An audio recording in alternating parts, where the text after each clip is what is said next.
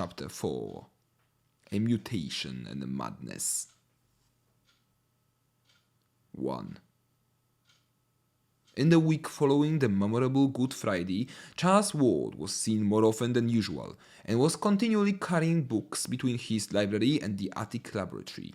His actions were quiet and rational, but he had a furtive, hunted look which his mother did not like, and developed an incredibly ravenous appetite as gauged by his demands upon the cook.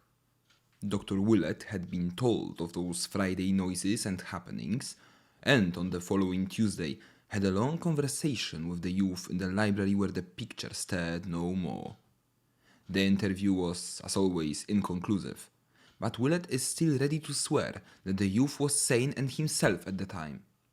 He held out promises of an early revelation and spoke of the need of securing a laboratory elsewhere.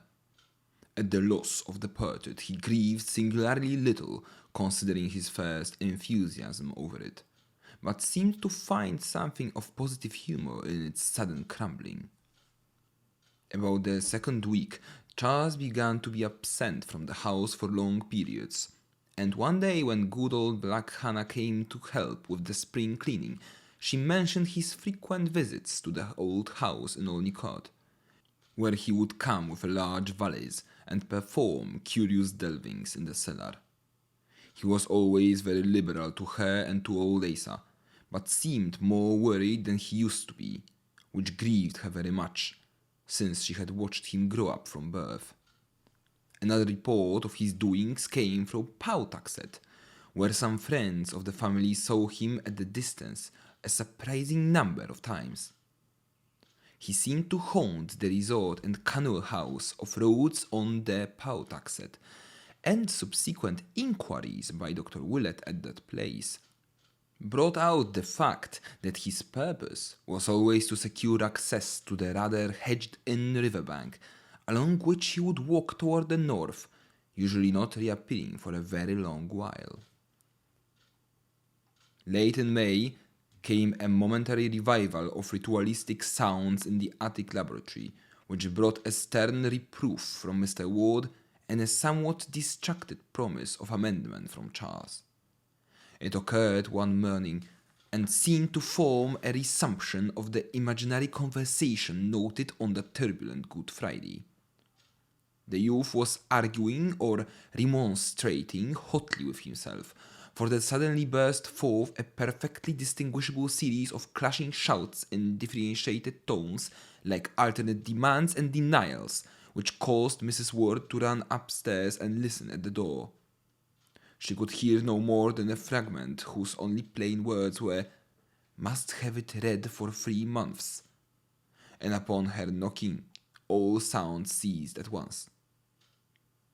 When Charles was later questioned by his father, he said that there were certain conflicts of spheres of consciousness which only great skill could avoid, but which he would try to transfer to other realms. About the middle of June, a queer nocturnal incident occurred. In the early evening, there had been some noise and thumping in the laboratory upstairs, and Mr. Ward was on the point of investigating, when it suddenly quieted down. That midnight, after the family had retired, the butler was night-locking the front door when, according to his statement, Charles appeared somewhat blunderingly and uncertainly at the foot of the stairs with a large suitcase, and made signs that he wished egress.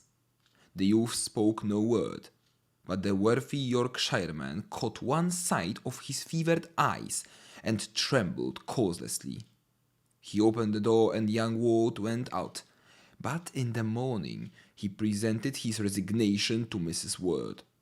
There was, he said, something unholy in the glance Charles had fixed on him. It was no way for a young gentleman to look at an honest person, and he could not possibly stay another night. Mrs. Ward allowed the man to depart, but she did not value his statement highly. To fancy Charles in a savage state that night was quite ridiculous, for as long as she had remained awake, she had heard faint sounds from the laboratory above, sounds as if of sobbing and pacing, and of sighing which told only of despair's profoundest depths. Mrs. Ward had grown used to listening for sounds in the night, for the mystery of her son was fast driving all else from her mind. The next evening, much as on another evening nearly 3 months before, Charles Ward seized the newspaper very early and accidentally lost the main section. The matter was not recalled till later, when Dr. Willett began checking up loose ends and searching out missing links here and there. In the journal office he found the section which Charles had lost and marked 2 items as of possible significance. They were as follows. More cemetery delving. It was this morning discovered by Robert Hart, night watchman at the North Burial Ground, that ghouls were again at work in the ancient portion of the cemetery. The grave of Ezra Whedon, who was born in 1740 and died in 1824, according to his uprooted and savagely splintered slate headstone, was found excavated and rifled, the work being evidently done with a spade stolen from an adjacent toolshed. Whatever the contents may have been after more than a century of burial, all was gone, except a few slivers of decayed wood. There were no wheel tracks, but the police have measured a single set of footprints which they found in the vicinity, and which indicate the boots of a man of refinement. Hart is inclined to link this incident with the digging discovered last March, when a party in a motor truck were frightened away after making a deep excavation. But Sergeant Riley of the 2nd Station discounts this theory and points to vital differences in 2 cases. In March, the digging had been in a spot where no grave was known, but this time a well-marked and cared-for grave had been rifled with every evidence of deliberate purpose, and with a conscious malignity expressed in the splintering of the slab which had been intact up to the day before. Members of the Whedon family, notified of the happening, expressed their astonishment and regret, and were wholly unable to think of any enemy who would care to violate the grave of their ancestor. Hazard Whedon, of 598 Angel Street, recalls a family legend according to which Ezra Whedon was involved in some very peculiar circumstances, not dishonorable to himself, shortly before the Revolution. But of any modern feud or mystery he is frankly ignorant. Inspector Cunningham has been assigned to the case and hopes to uncover some valuable clues in the near future. Dogs noisy in Pawtuxet.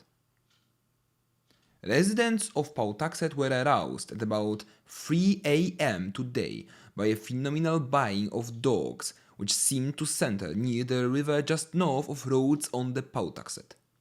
The volume and quality of the howling were unusually odd, according to most who heard it, and Fred Lemden, night watchman at Rhodes, declares it was mixed with something very like the shrieks of a man in mortal terror and agony. A sharp and very brief thunderstorm, which seemed to strike somewhere near the bank of the river, put an end to the disturbance. Strange and unpleasant odors, probably from the oil tanks along the bay, are popularly linked with this incident, and may have had their share in exciting the dogs.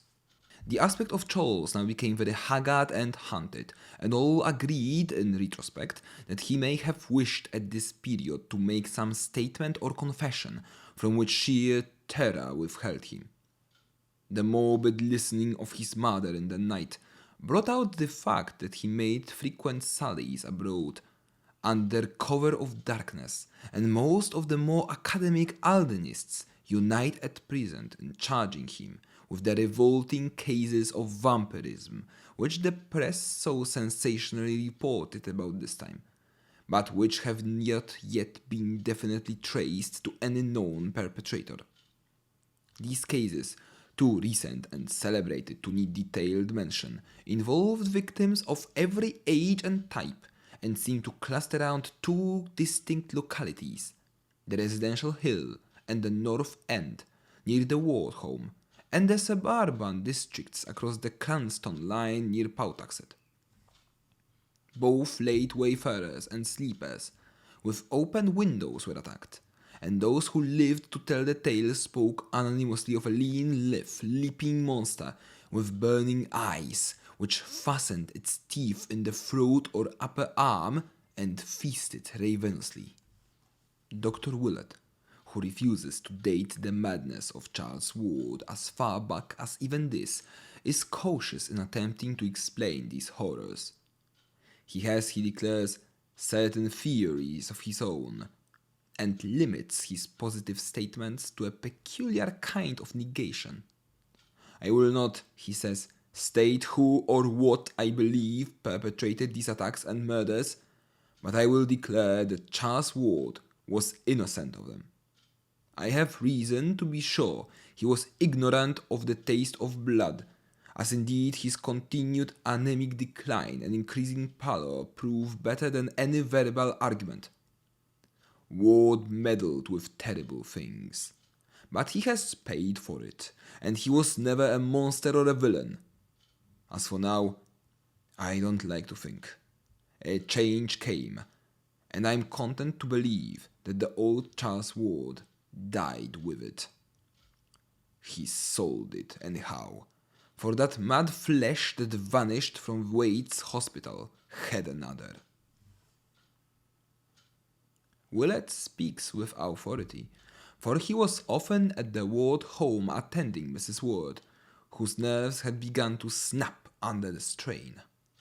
Her nocturnal listening had bred some morbid hallucinations, which she confined to the doctor with hesitancy, and which he ridiculed in talking to her, although they made him ponder deeply when alone.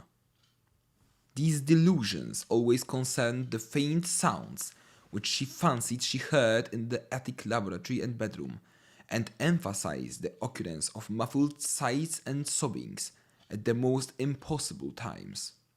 Early in July, Willett ordered Mrs. Ward to Atlantic City for an indefinite recuperative sojourn, and cautioned both Mr. Ward and the haggard and elusive Charles to write her only cheering letters.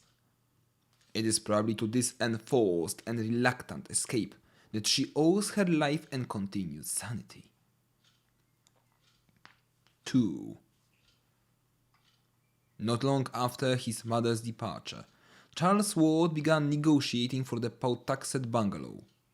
It was a squalid little wooden edifice with a concrete garage, perched high on the sparsely settled bank of the river slightly above Rhodes. But for some odd reason, the youth would have nothing else. He gave the real estate agencies no peace, till one of them secured it for him at an exorbitant price from a somewhat reluctant owner, and as soon as it was vacant, he took possession under cover of darkness, transporting in a great closed van the entire contents of his attic laboratory, including the books, both weird and modern, which he had borrowed from his study. He had this van loaded in the black small hours, and his father recalls only a drowsy realization of stifled oaths and stamping feet on the night the goods were taken away. After that, Charles moved back to his own old quarters on the third floor, and never haunted the attic again. To the Pawtuxet bungalow, Charles transferred all the secrecy with which he had surrounded his attic realm, save that he now appeared to have two shares of his mysteries. A villainous-looking Portuguese half-caste from the South Main Street waterfront, who acted as a servant, and a thin, scholarly stranger with dark glasses and a stubbly full beard of dyed aspect, whose status was evidently that of a colleague. Neighbors vainly tried to engage these odd persons in conversation. The mulatto Jones spoke very little English, and the bearded man, who gave his name as Dr. Allen, voluntarily followed his example. Ward himself tried to be more affable, but succeeded only in provoking curiosity with his rambling accounts of chemical research. Before long, queer tales began to circulate regarding the all-night burning of lights. And somewhat later, after this burning had suddenly ceased, there rose still queerer tales of disproportionate odors of meat from the butchers and of the muffled shouting, declamation, rhythmic chanting and screaming supposed to come from some very deep cellar below the place. Most distinctly, the new and strange household was bitterly disliked by the honest bourgeoisie of the vicinity, and it is not remarkable that dark hints were advanced connecting the hated establishment with the current epidemic of vampiristic attacks and murders, especially since the radius of that plague seemed now confined wholly to Pawtuxet and adjacent streets of Edgewood. Ward spent most of his time at the bungalow, but slept occasionally at home and was still reckoned a dweller beneath his father's roof. Twice he was absent from the city on week-long trips, whose destinations have not yet been discovered. He grew steadily paler and more emaciated even than before, and lacked some of his former assurance when repeating to Dr. Willett his old story of vital research and future revelations. Willett often waylaid him at his father's house, for the elder Ward was deeply worried and perplexed, and wished his son to get as much sound oversight as could be managed in the case of so secretive and independent an adult. The doctor still insists that the youth was sane even as late as this, and adduces many a conversation to prove his point. About September the vampirism declined, but in the following January Ward almost became involved in serious trouble.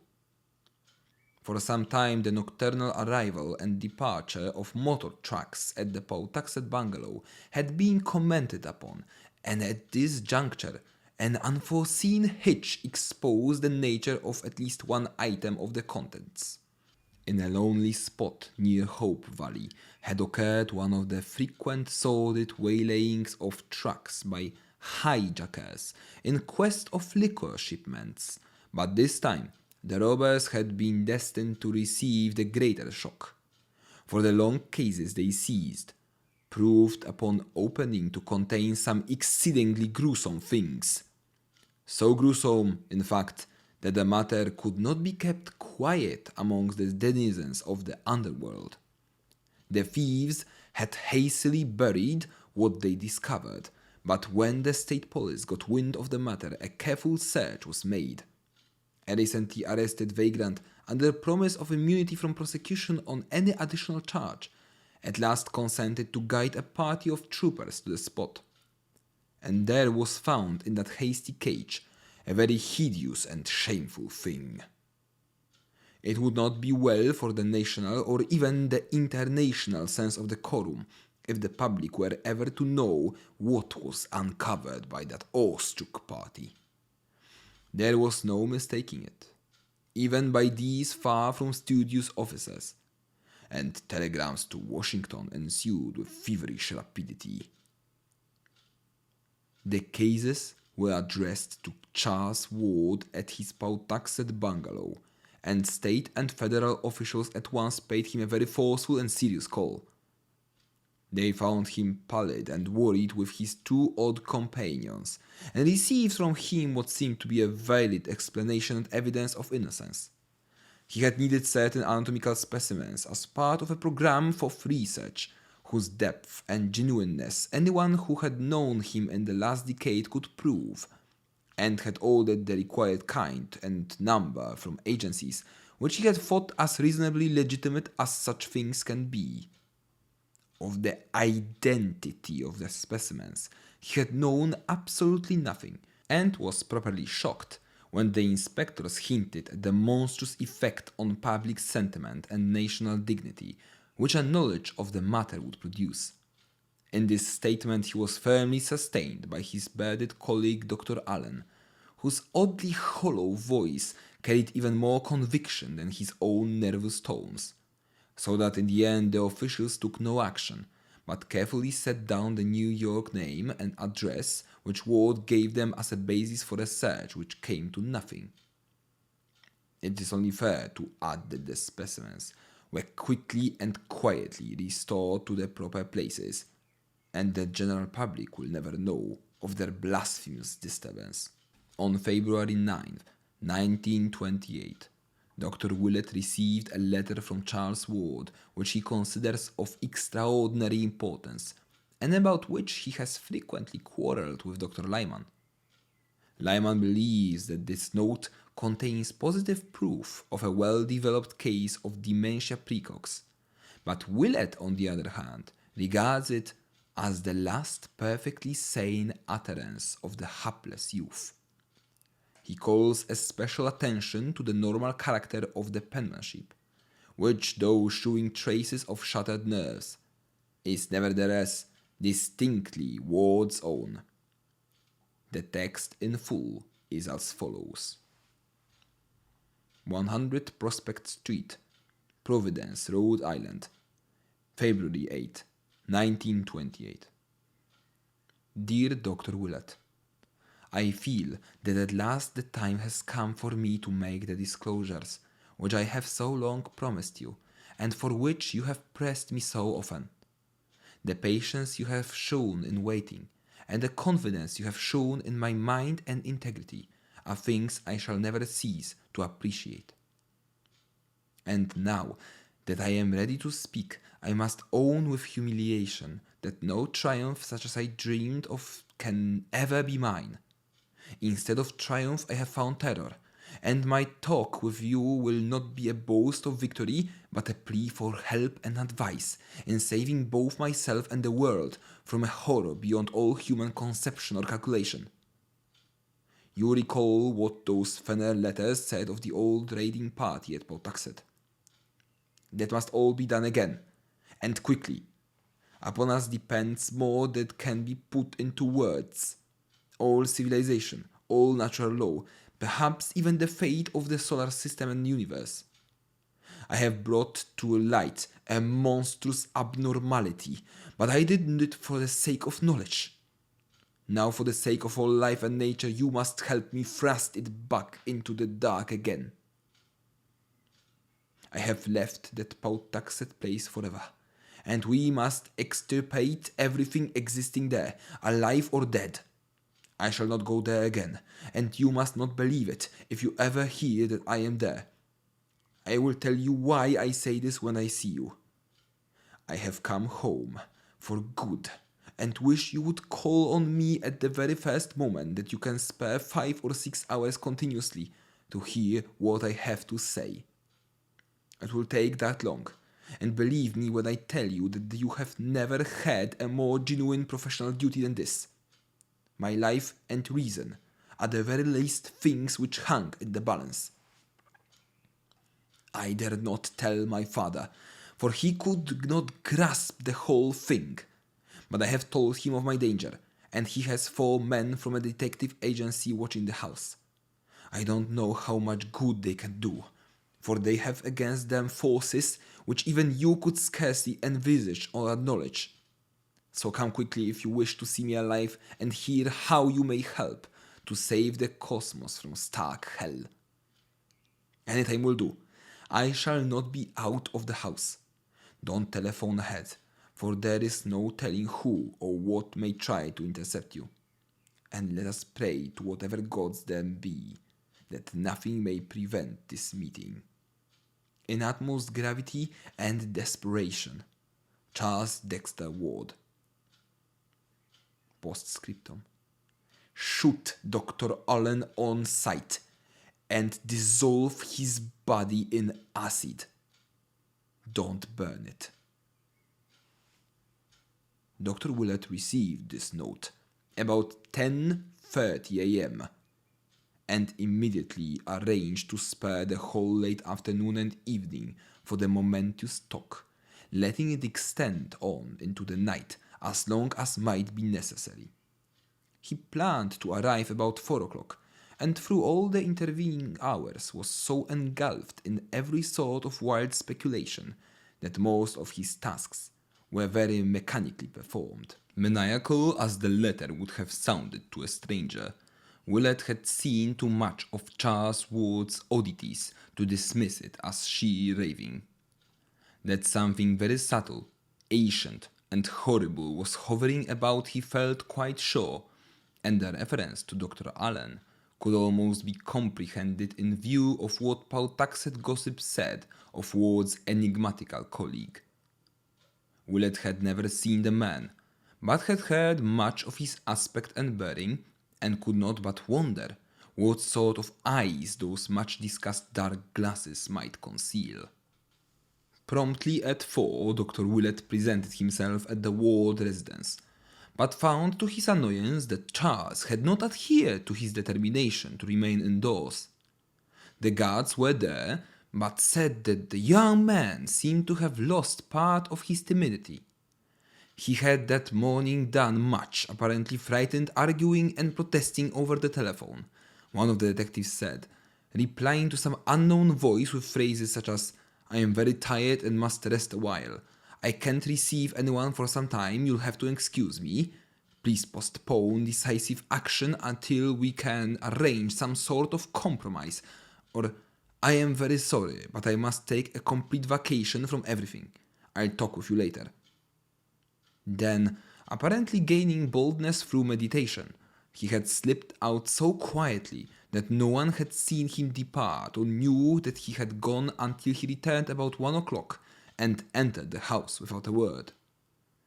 He had gone upstairs, where a bit of his fear must have surged back, for he was heard to cry out in a highly terrified fashion upon entering his library, afterward trailing off into a kind of choking gasp. When, however, the butler had gone to inquire what the trouble was, he had appeared at the door with a great show of boldness, and had silently gestured the man away in a manner that terrified him unaccountably. Then he had evidently done some rearranging of his shelves, for a great clattering and thumping and creaking ensued, after which he had reappeared and left at once.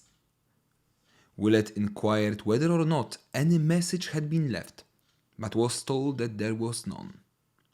The butler seemed queerly disturbed about something in Charles's appearance and manner, and asked solicitously if there was much hope for a cure of his disordered nerves.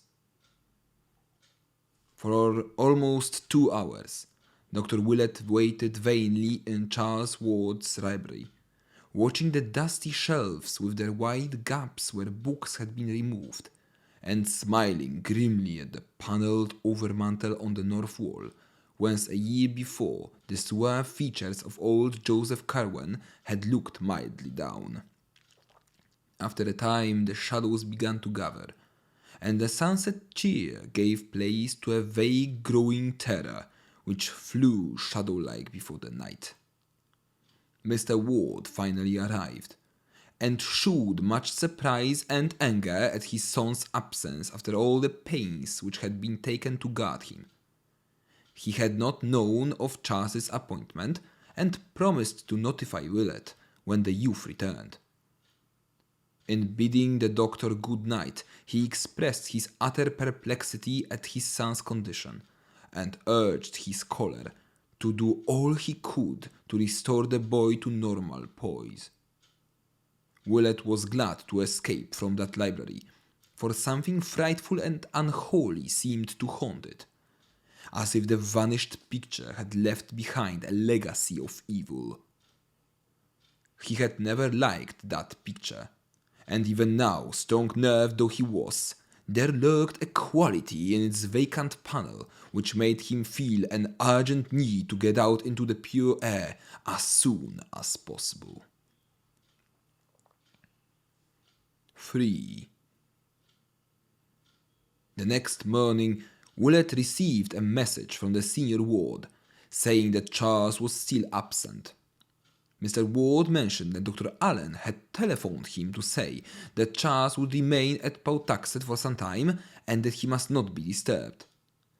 This was necessary because Allen himself was suddenly called away for an indefinite period, leaving the researchers in need of Charles's constant oversight. Charles sent his best wishes, and regretted any bother his abrupt change of plans might have caused. In listening to this message, Mr. Ward heard Dr. Allen's voice for the first time, and it seemed to excite some vague and elusive memory which could not be actually placed, but which was disturbing to the point of fearfulness. Faced by these baffling and contradictory reports, Dr. Willett was frankly at a loss what to do. The frantic earnestness of Charles's note was not to be denied, yet what could one think of its writer's immediate violation of his own expressed policy? Young Ward had written that his delvings had become blasphemous and menacing, that they and his bearded colleague must be extirpated at any cost, and that he himself would never return to their final scene. Yet, according to latest advices, he had forgotten all this, and was back in the thick of the mystery. Common sense bade one leave the youth alone with his freakishness, yet some deeper instinct would not permit the impression of that frenzied letter to subside. Willett read it over again, and could not make its essence sound as empty and insane as both its bombastic verbiage and its lack of fulfillment would seem to imply. Its terror was too profound and real, and in conjunction with what the doctor already knew, evoked too vivid hints of monstrosities from beyond time and space to permit of any cynical explanation. There were nameless horrors abroad, and no matter how little one might be able to get at them, one ought to stand prepared for any sort of action at any time. For over a week, Dr. Willett pondered on the dilemma which seemed thrust upon him, and became more and more inclined to pay Charles a call at the Pawtuxet bungalow. No friend of the youth had ever ventured to storm this forbidden retreat, and even his father knew of its interior only from such descriptions as he chose to give. But Willett felt that some direct conversation with his patient was necessary. Mr. Ward had been receiving brief and non-committal typed notes from his son, and said that Mrs. Ward in her Atlantic City retirement had had no better word. So at length the doctor resolved to act, and despite a curious sensation inspired by old legends of Joseph Curwen, and by more recent revelations and warnings from Charles Ward, set boldly out for the bungalow on the bluff above the river. Willett had visited the spot before, through sheer curiosity, though of course never entering the house or proclaiming his presence, hence knew exactly the road to take. Driving out Broad Street one early afternoon toward the end of February in his small motor, he thought oddly of the grim party which had taken that selfsame road 157 years before, on a terrible errand which none might ever comprehend. The ride through the city's decaying fringe was short, and trim Edgewood and sleepy Pawtuxet presently spread out ahead. Willett turned to the right down Lockwood Street and drove his car as far along that road as he could, then alighted and walked north to where the bluff towered above the lovely bends of the river and the sweep of misty downlands beyond. Houses were still few here, and there was no mistaking the isolated bungalow with its concealed garage on a high point of land at his left. Stepping briskly up the neglected gravel walk, he rapped at the door with a firm hand, and spoke without a tremor to the evil Portuguese mulatto who opened it to the width of a crack. He must, he said, see Charles Ward at once, on vitally important business. No excuse would be accepted, and the ripples would mean only a full report of the matter to the elder Ward. The mulatto still hesitated, and pushed against the door when Willett attempted to open it. but the doctor merely raised his voice and renewed his demands. Then came from the dark interior a husky whisper, which somehow chilled the hearer through and through, though he did not know why he feared it. "Let him in, Tony," it said. "We may as well talk now as ever." But disturbing as was the whisper, the greater fear was that which immediately followed. The floor creaked and the speaker hove in sight, and the owner of those strange and resonant tones was seen to be none other than Charles Dexter Ward. The minuteness with which Dr. Willett recalled and recorded his conversation of that afternoon is due to the importance he assigns to this particular period. For at last, he concedes a vital change in Charles Dexter Ward's mentality and believes that the youth now spoke from a brain hopelessly alien to the brain whose growth he had watched for 26 years. Controversy with Dr. Lyman has compelled him to be very specific, and he definitely dates the madness of Charles Ward from the time the typewritten notes began to reach his parents. Those notes are not in Ward's normal style, not even in the style of that last frantic letter to Willett. Instead, they are strange and archaic, as if the snapping of the writer's mind had released a flood of tendencies and impressions picked up unconsciously through boyhood antiquarianism. There is an obvious effort to be modern, but the spirit and occasionally the language are those of the past. The past, too, was evident in Ward's every tone and gesture as he received the doctor in that shadowy bungalow. He bowed, motioned Willett to a seat, and began to speak abruptly in that strange whisper which he sought to explain at the very outset. "I am grown quizzical," he began, "from this cursed river air. You must excuse my speech. I suppose you are come from my father to see what ails me, and I hope you will say nothing to alarm him."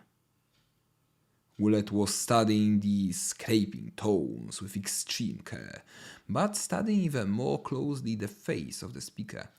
Something he felt was wrong, and he thought of what the family had told him about the fright of that Yorkshire butler one night. He wished it were not so dark, but did not request that any blind be opened. Instead, he merely asked Ward why he had so belied the frantic note of little more than a week before. "I was coming to that," the host replied. "You must know I am in a very bad state of nerves, and do and say queer things I cannot account for. As I have told you often, I am on the edge of great matters, and the bigness of them has a way of making me light-headed. Any man might well be frightened of what I have found, but I am not to be put off for long.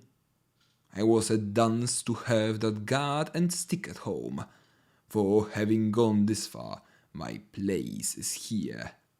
I am not well spoke of by my prying neighbours, and perhaps I was led by weakness to believe myself what they say of me. There is no evil to any in what I do, so long as I do it rightly. Have the goodness to wait 6 months, and I'll show you what will pay your patience well. You may as well know I have a way of learning old matters from things surer than books, and I'll leave you to judge the importance of what I can give to history, philosophy, and the arts by reason of the doors I have access to. My ancestor had all this when those witless peeping Toms came and murdered him. I now have it again, or am coming very imperfectly to have a part of it. This time nothing must happen, at least of all through any idiot fears of my own. Pray forget all I writ you, sir, and have no fear of this place or any in it. Dr. Allen is a man of fine parts, and I owe him an apology for anything ill I have said of him. I wish I had no need to spare him, but there were things he had to do elsewhere. His zeal is equal to mine in all those matters, and I suppose that when I feared the work, I feared him too as my greatest helper in it. Ward paused, and the doctor hardly knew what to say or think. He felt almost foolish in the face of this calm repudiation of the letter, and yet there clung to him the fact that while the present discourse was strange and alien and indubitably mad, the note itself had been tragic in its naturalness and likeness to the Charles Ward he knew. Willett now tried to turn the talk on early matters, and recall to the youth some past events which would restore a familiar mood. But in this process he obtained only the most grotesque results.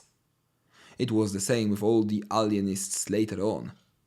Important sections of Charles Ward's store of mental images, mainly those touching modern times and his own personal life, had been unaccountably expunged, whilst all the massed antiquarianism of his youth had welled up from some profound subconsciousness to engulf the contemporary and the individual. The youth's intimate knowledge of elder things was abnormal and unholy, and he tried his best to hide it. When Willett would mention some favorite object of his boyhood archaistic studies, he often shed by pure accident such a light as no normal mortal could conceivably be expected to possess, and the doctor shuddered as the glib allusion jilted by. It was not wholesome to know so much about the way the fat sheriff's wig fell off as he leaned over at the play in Mr. Douglas' Historic Academy in King Street on the 11th of February, 1762, which fell on a Thursday, or about how the actors cut the text of Steele's Conscious Lovers so badly that one was almost glad the Baptist-ridden legislature closed the theatre a fortnight later. That Thomas Sabin's Boston coach was damned uncomfortable old letters may well have told. But what healthy antiquarian could recall how the creaking of Epentus Olney's new signboard, the gaudy crown he set up after he took to calling his tavern the Crown Coffee House, was exactly like the first few notes of the new jazz piece all the radios in Pawtuxet were playing. Ward, however, would not be quizzed long in this vein. Modern and personal topics he waved aside quite summarily, whilst regarding antique affairs he soon shewed the plainest boredom. What he wished clearly enough was only to satisfy his visitor enough to make him depart without the intention of returning. To this end, he offered to show Willett the entire house, and at once proceeded to lead the doctor through every room from cellar to attic. Willett looked sharply, but noted that the visible books were far too few and trivial ever to have filled the wide gaps on Ward's shelves at home, and that the meagre so-called laboratory was the flimsiest sort of a blind. Clearly there were a library and a laboratory elsewhere, but just where it was impossible to say. Essentially defeated in his quest for something he could not name, Willett returned to town before evening and told the senior ward everything which had occurred. They agreed that the youth must be definitely out of his mind, but decided that nothing drastic need be done just then. Above all, Mrs. Ward must be kept in as complete an ignorance as her son's own strange typed notes would permit. Mr. Ward now determined to call in person upon his son, making it wholly a surprise visit. Dr. Willett took him in his car one evening, guiding him to within sight of the bungalow and waiting patiently for his return. The session was a long one, and the father emerged in a very saddened and perplexed state. His reception had developed much like Willett's, save that Charles had been an excessively long time in appearing after the visitor had forced his way into the hall, and sent the Portuguese away with an imperative demand. And in the bearing of the altered son, there was no trace of filial affection. The lights had been dim, yet even so the youth had complained that they dazzled him outrageously. He had not spoken out loud at all, averring that his throat was in very poor condition. But in his hoarse whisper there was a quality so vaguely disturbing that Mr. Ward could not banish it from his mind. Now, definitely leagued together to do all they could toward the youth's mental salvation, Mr. Ward and Dr. Willett set about collecting every scrap of data which the case might afford. Pawtuxet gossip was the first item they studied, and this was relatively easy to glean since both had friends in that region. Dr. Willett obtained the most rumors because people talked more frankly to him than to a parent of the central figure, and from all he heard, he could tell that young Ward's life had become indeed a strange one. Common tongues would not dissociate his household from the vampirism of the previous summer, while the nocturnal comings and goings of the motor trucks provided their share of dark speculation. Local tradesmen spoke of the queerness of the orders brought them by the evil-looking mulatto, and in particular of the inordinate amounts of meat and fresh blood secured from the two butcher shops in the immediate neighborhood. For a household of only 3, these quantities were quite absurd. Then there was the matter of the sounds beneath the earth. Reports of these things were harder to pin down, but all the vague hints tallied in certain basic essentials. Noises of a ritual nature positively existed, and at times when the bungalow was dark. They might, of course, have come from the known cellar, but rumor insisted that there were deeper and more spreading crypts.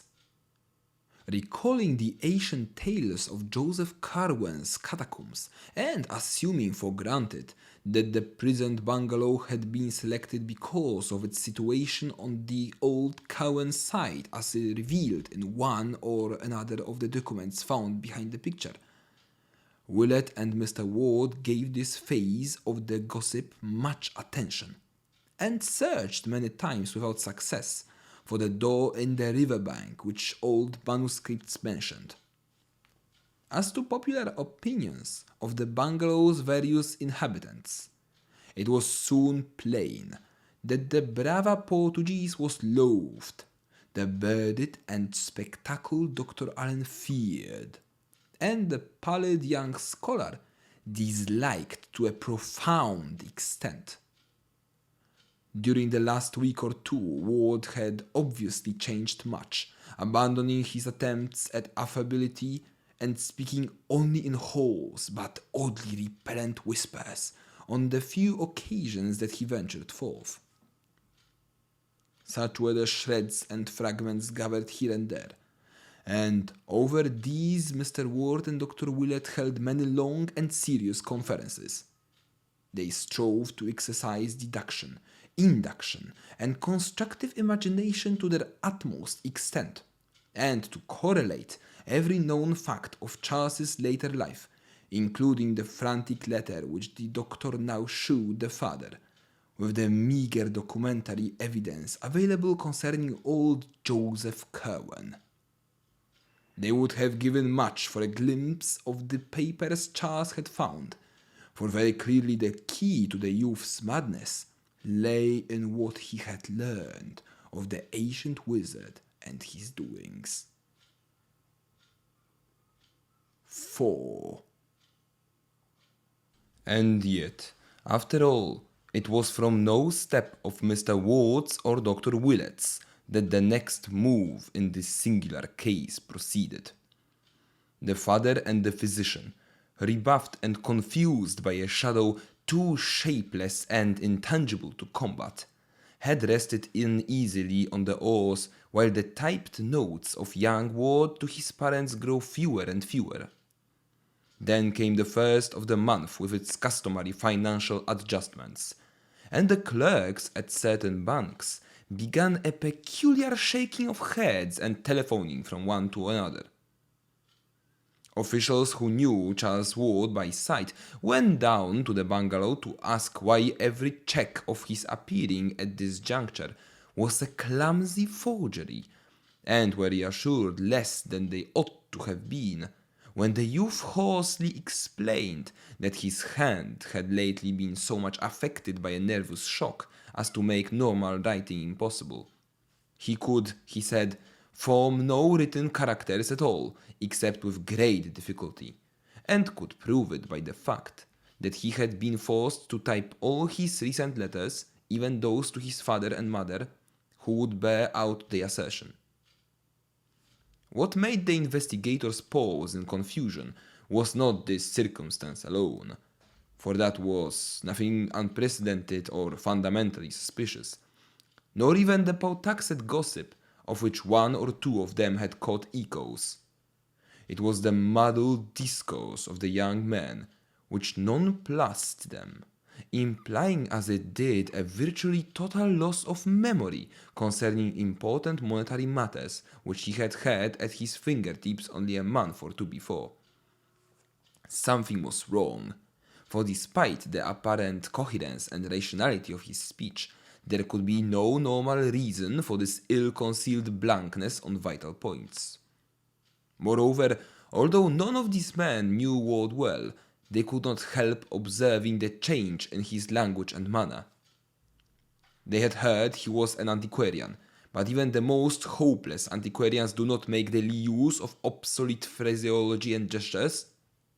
Altogether, this combination of hoarseness, palsied hands, bad memory, and altered speech and bearing must represent some disturbance or malady of genuine gravity, which no doubt formed the basis of the prevailing odd rumors, and after their departure, the party of officials decided that a talk with the senior Ward was imperative.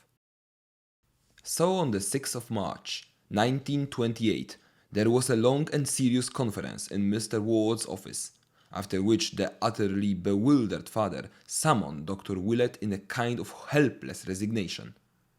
Willett looked over the strained and awkward signatures of the checks, and compared them in his mind with the penmanship of that last frantic note.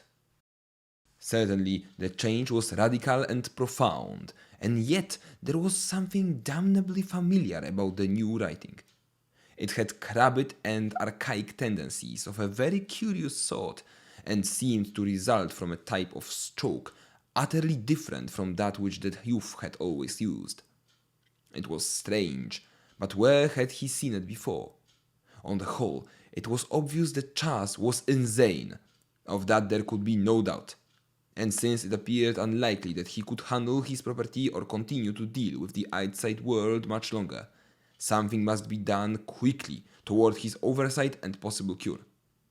It was then that the alienists were called in, Dr. Speck and Wade of Providence and Dr. Lyman of Boston, to whom Mr. Ward and Dr. Willett gave the most exhaustive possible history of the case, and who conferred at length in the now unused library of their young patient, examining what books and papers of his were left in order to gain some further notion of his habitual mental cast. After scanning this material and examining the ominous note to Willett, They all agreed that Charles Ward's studies had been enough to unseat, or at least to warp, any ordinary intellect, and wished most heartily that they could see his more intimate volumes and documents. But this latter they knew they could do, if at all, only after a scene at the bungalow itself.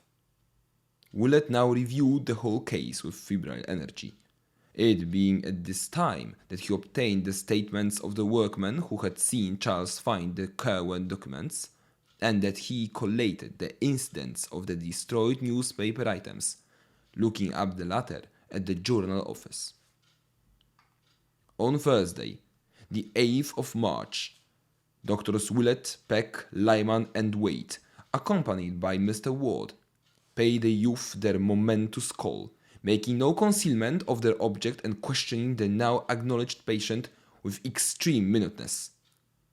Charles, though he was inordinately long in answering the summons, and was still redolent of strange and noxious laboratory odors when he did finally make his agitated appearance, proved a far from recalcitrant subject, and admitted freely that his memory and balance had suffered somewhat from close application to abstruse studies.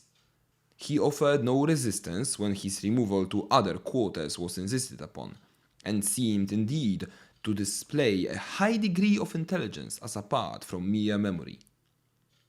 His conduct would have sent his interviewers away in bafflement, had not the persistently archaic trend of his speech and unmistakable replacement of modern by ancient ideas in his consciousness marked him out as one definitely removed from the normal. Of his work he would say no more to the group of doctors than he had formerly said to his family and Dr. Willett, and his frantic note of the previous month he dismissed as mere nerves and hysteria. He insisted that this shadowy bungalow possessed no library or laboratory beyond the visible ones, and waxed abstruse in explaining the absence from the house of such odors as now saturated all his clothing. Neighborhood gossip he attributed to nothing more than the cheap inventiveness of baffled curiosity. Of the whereabouts of Dr. Allen he said he did not feel at liberty to speak definitely, but assured his inquisitors that the bearded and spectacled man would return when needed.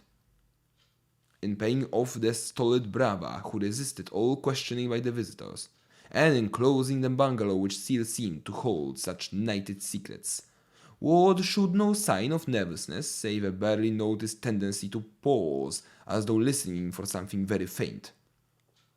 He was apparently animated by a calmly philosophic resignation, as if his removal were the merest transient incident which would cause the least trouble if facilitated and disposed of once and for all.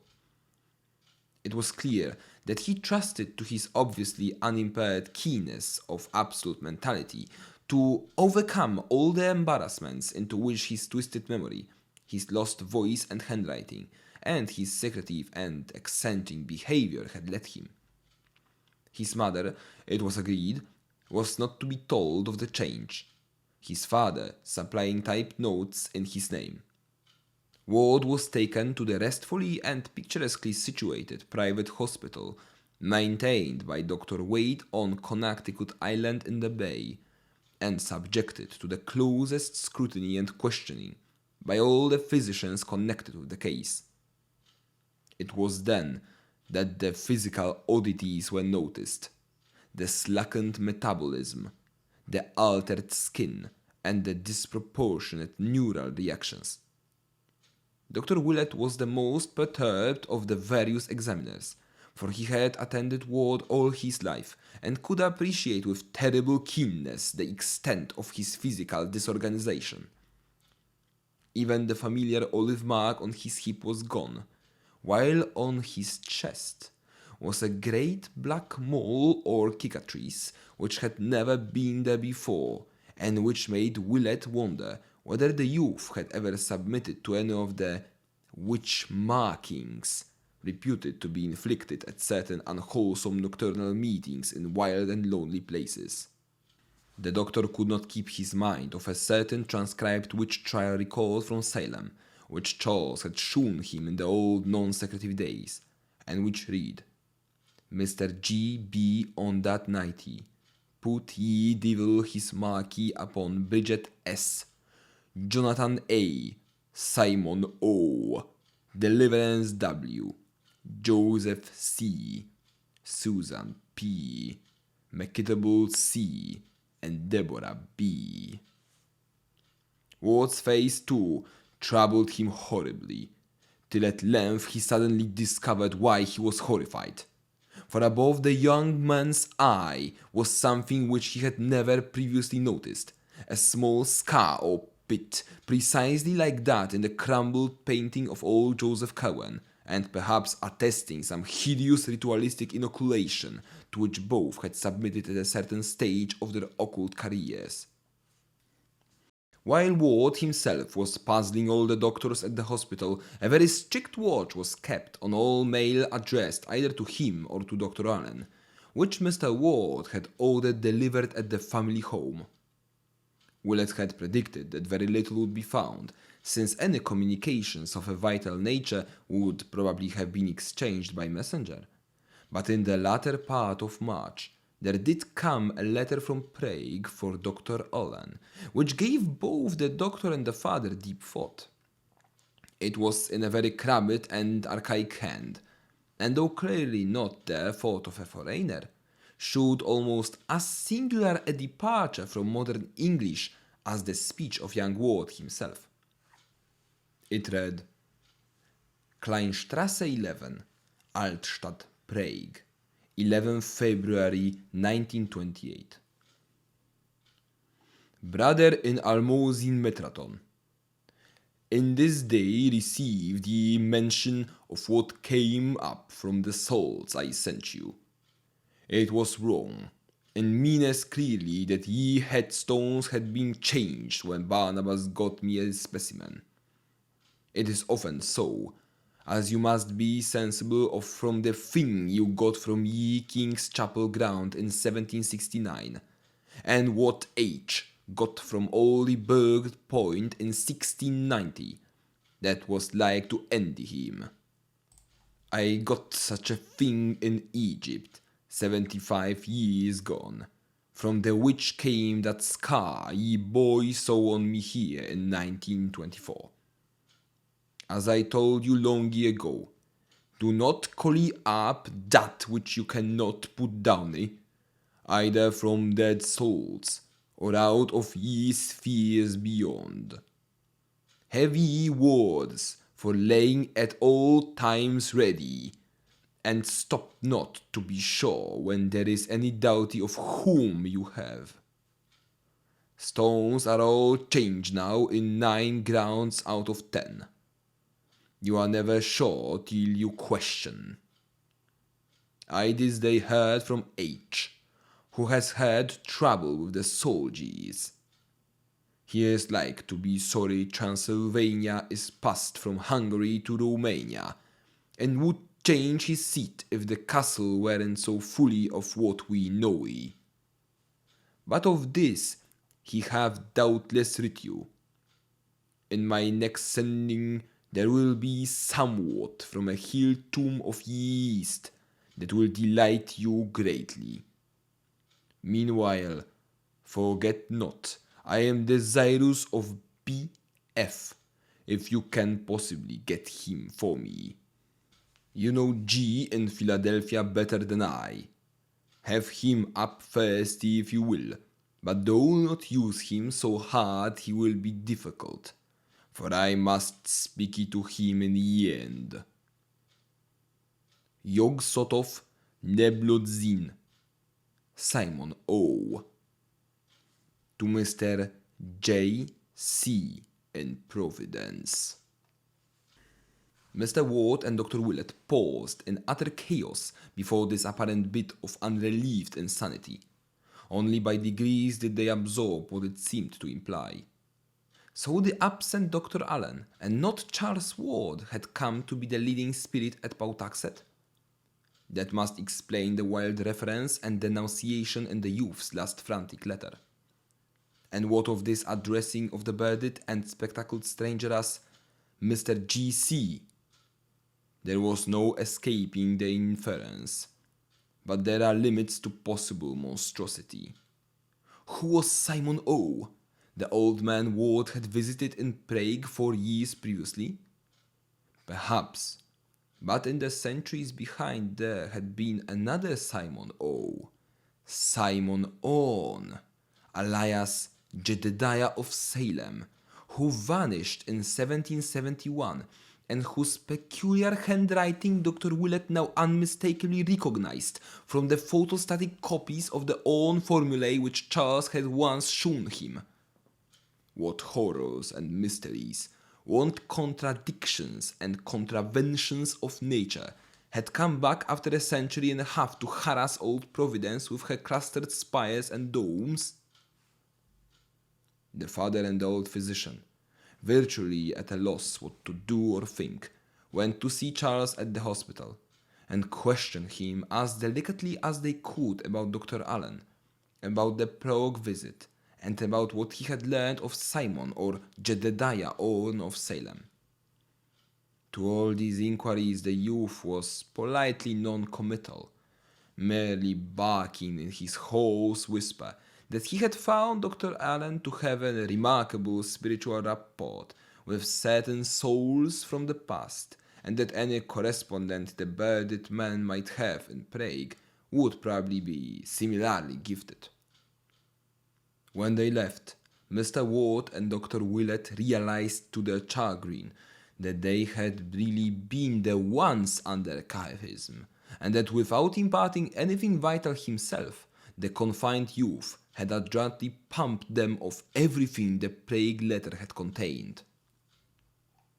Dr. Speck, Wade, and Lyman were not inclined to attach much importance to the strange correspondence of young Ward's companion, for they knew the tendency of kindred eccentrics and monomaniacs to band together, and believed that Charles or Allen had merely unearthed an expatiated counterpart, perhaps one who had seen Orne's handwriting and copied it in an attempt to pose as the bygone character's reincarnation.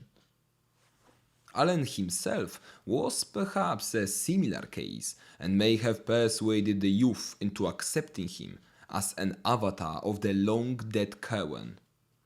Such things had been known before, and on the same basis the hard-headed doctors disposed of Willett's growing disquiet about Charles Ward's present handwriting, as studied from unpremeditated specimens obtained by various ruses.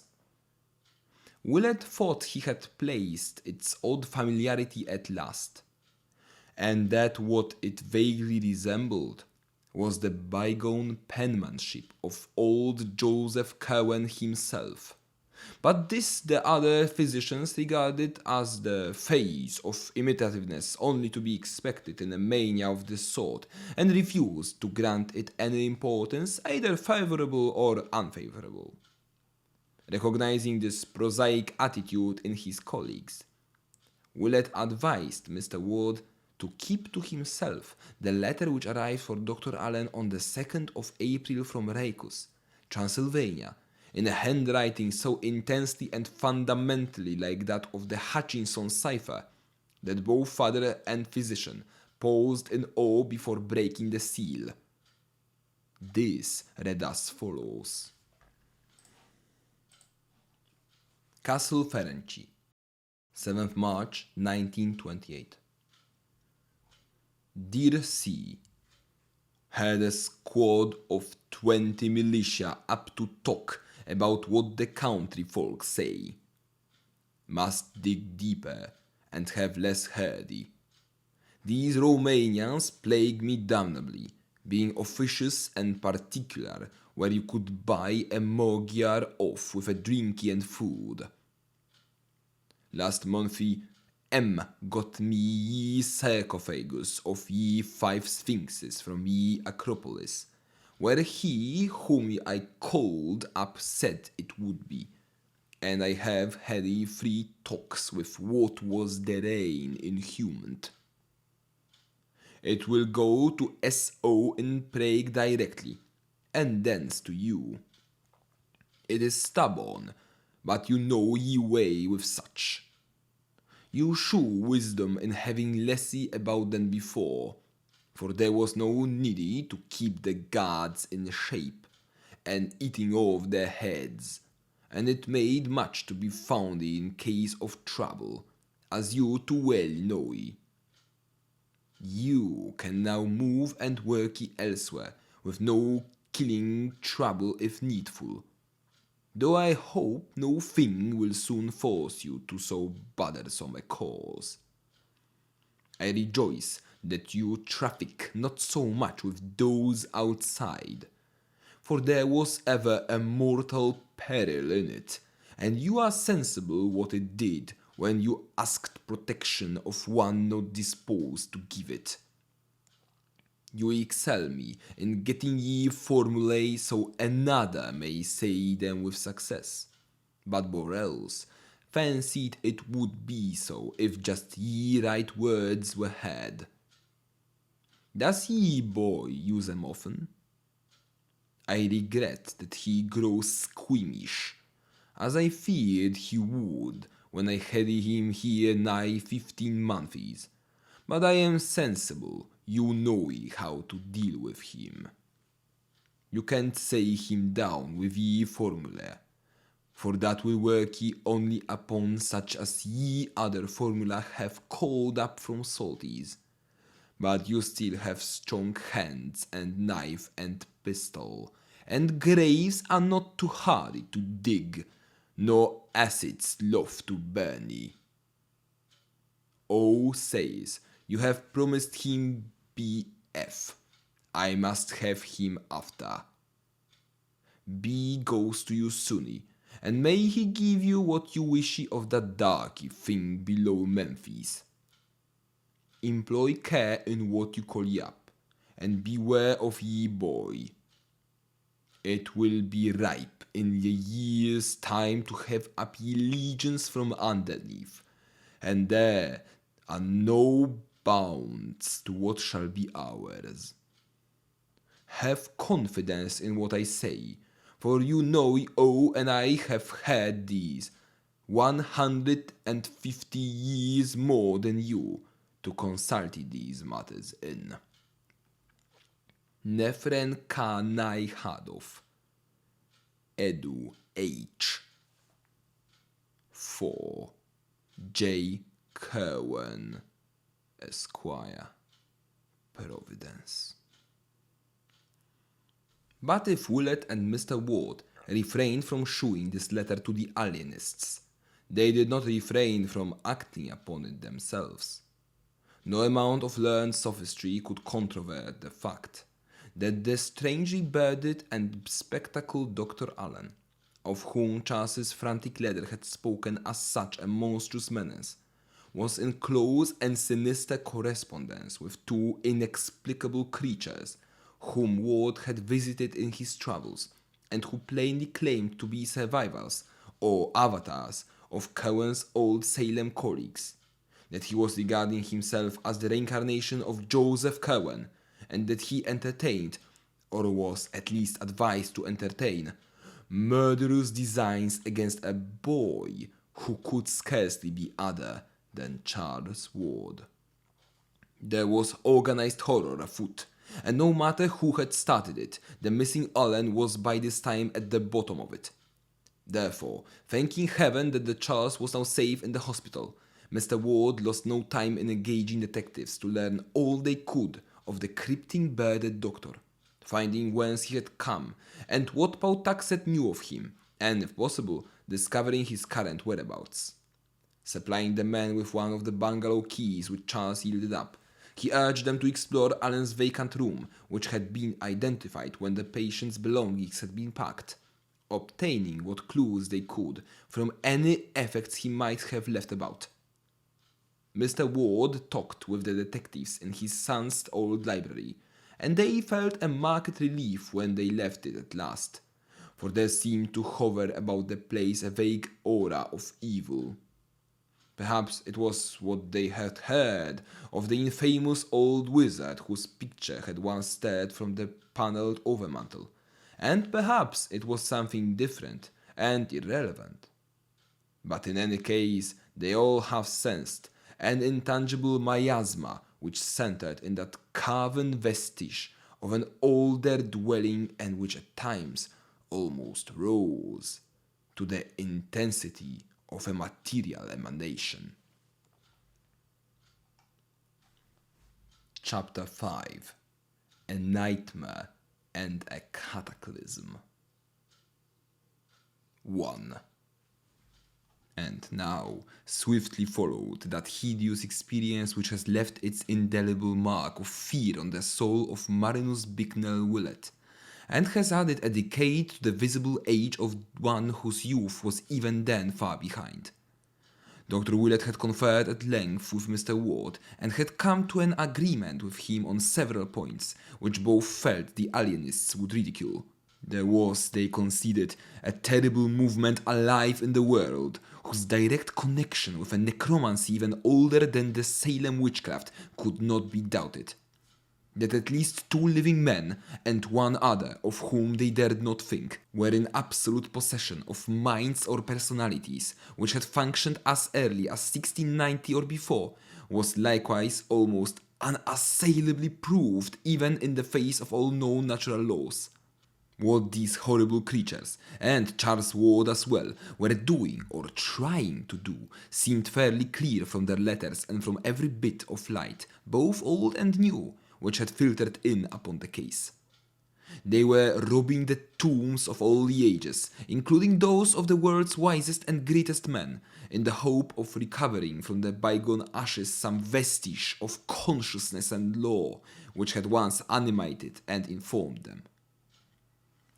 A hideous traffic was going on among those nightmare ghouls, whereby illustrious bones were bartered with the calm calculativeness of schoolboys swapping books, and from what was exalted from this century dust, there was anticipated a power and a wisdom beyond anything which the cosmos had ever seen concentrated in one man or group. They had found unholy ways to keep their brains alive, either in the same body or different bodies, and had evidently achieved a way of tapping the consciousness of the dead whom they gathered together. There had, it seems, been some truth in chimerical old Borell's when he wrote of preparing from even the most antique remains certain essential salts, from which the shade of a long-dead living thing might be raised up. There was a formula for evoking such a shade, and another for putting it down, and it had now been so perfected that it could be taught successfully. One must be careful about evocations, for the markers of old graves are not always accurate.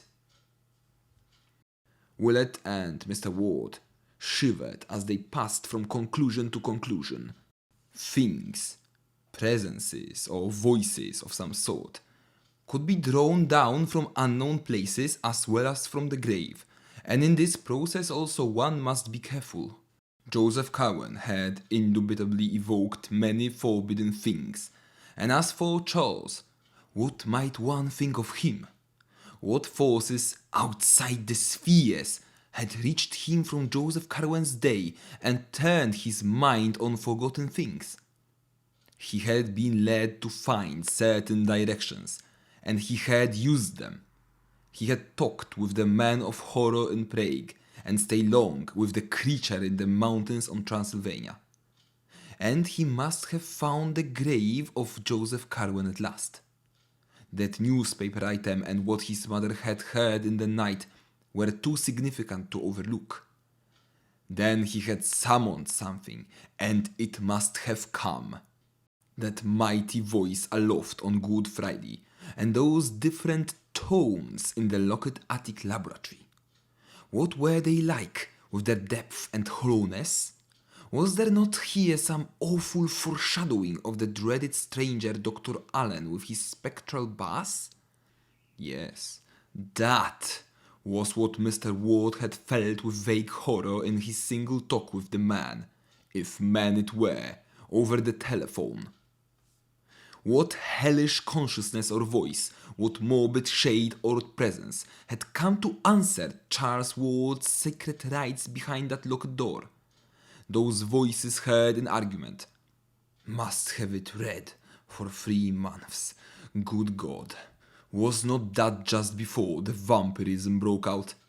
The rifling of Ezra Whedon's ancient grave, and the cries later and Pawtuxet, whose mind had planned the vengeance and rediscovered the shunned seat of elder blasphemies. And then the bungalow and the bearded stranger, and the gossip, and the fear.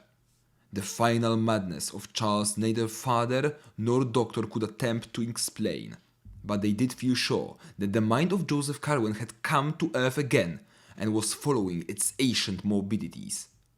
Was demoniac possession in truth a possibility?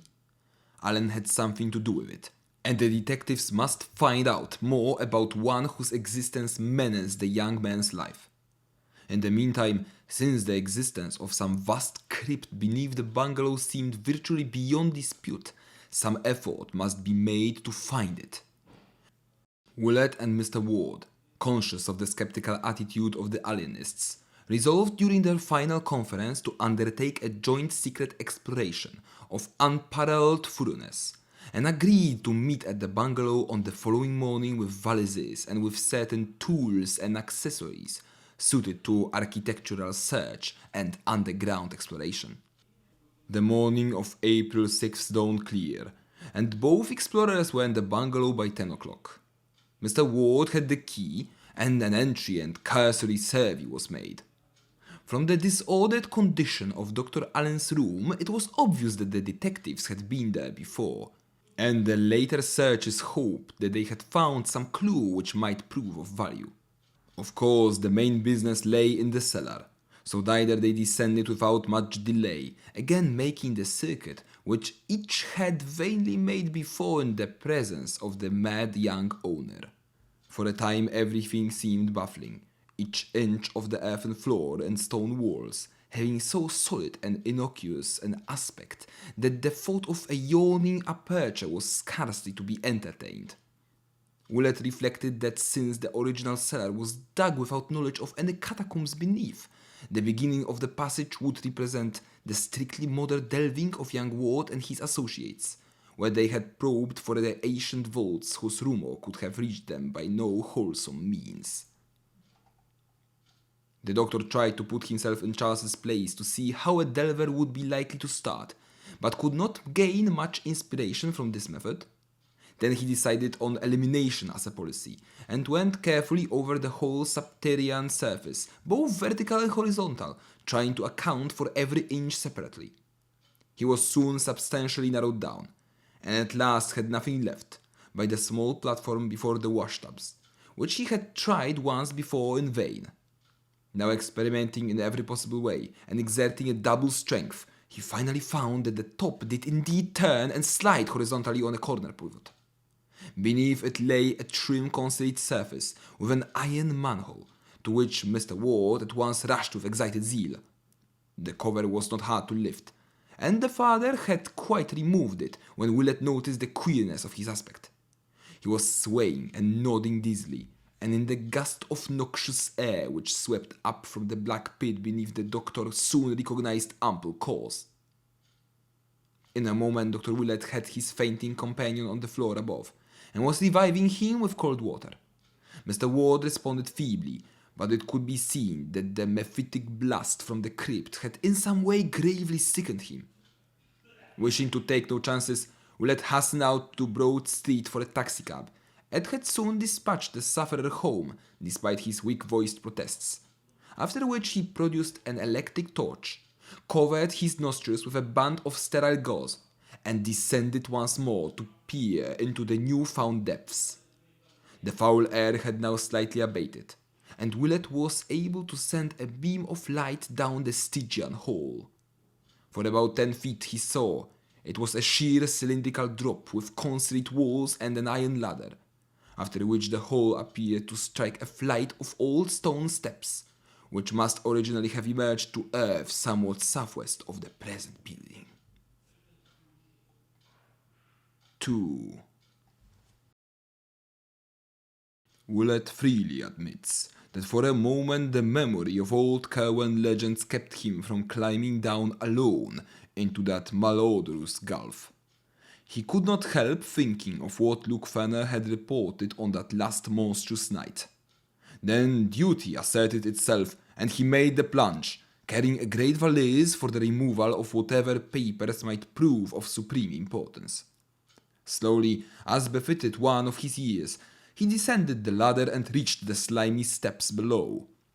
This was ancient masonry, his torch told him, and upon the dripping walls he saw the unwholesome moss of centuries.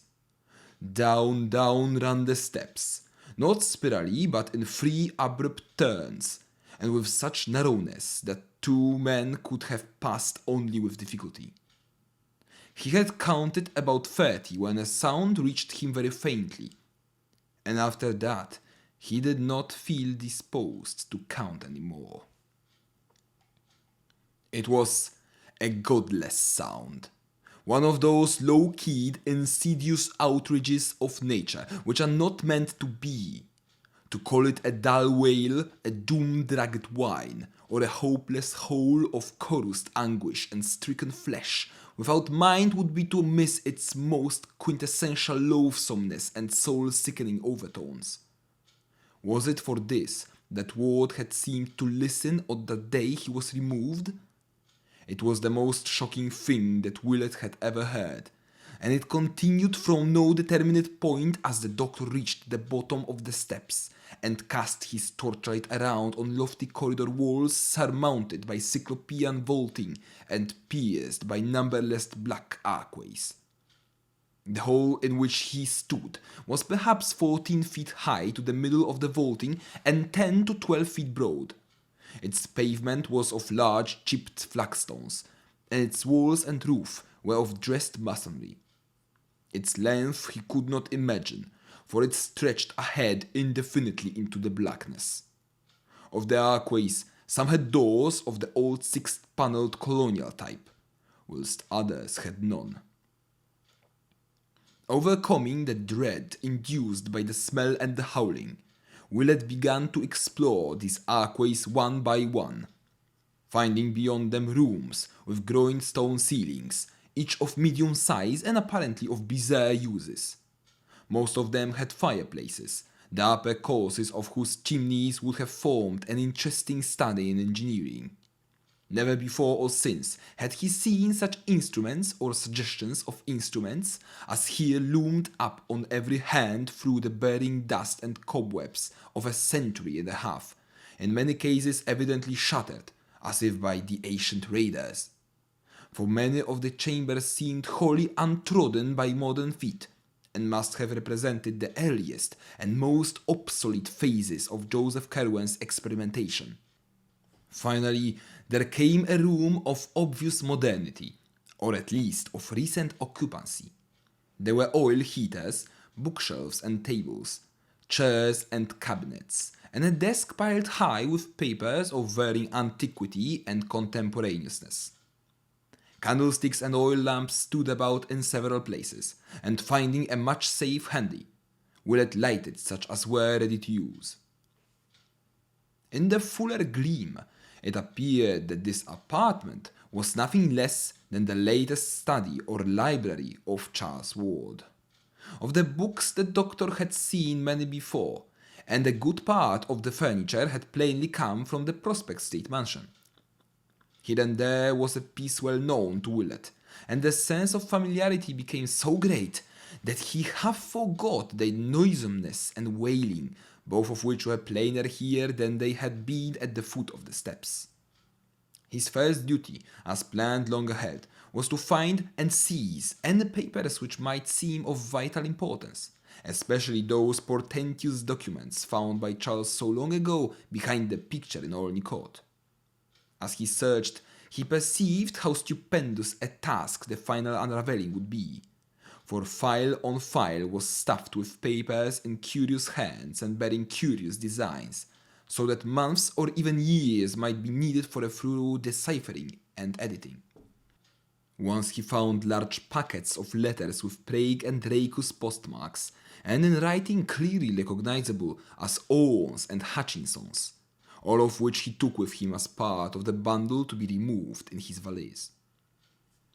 At last, In a locked mahogany cabinet once gracing the ward home, Willett found the batch of old Cowan papers. Recognizing them from the reluctant glimpse Charles had granted him so many years ago. The youth had evidently kept them together, very much as they had been when first he found them, since all the titles recalled by the workman were present, except the papers addressed to Owen and Hutchinson, and the cipher with its key.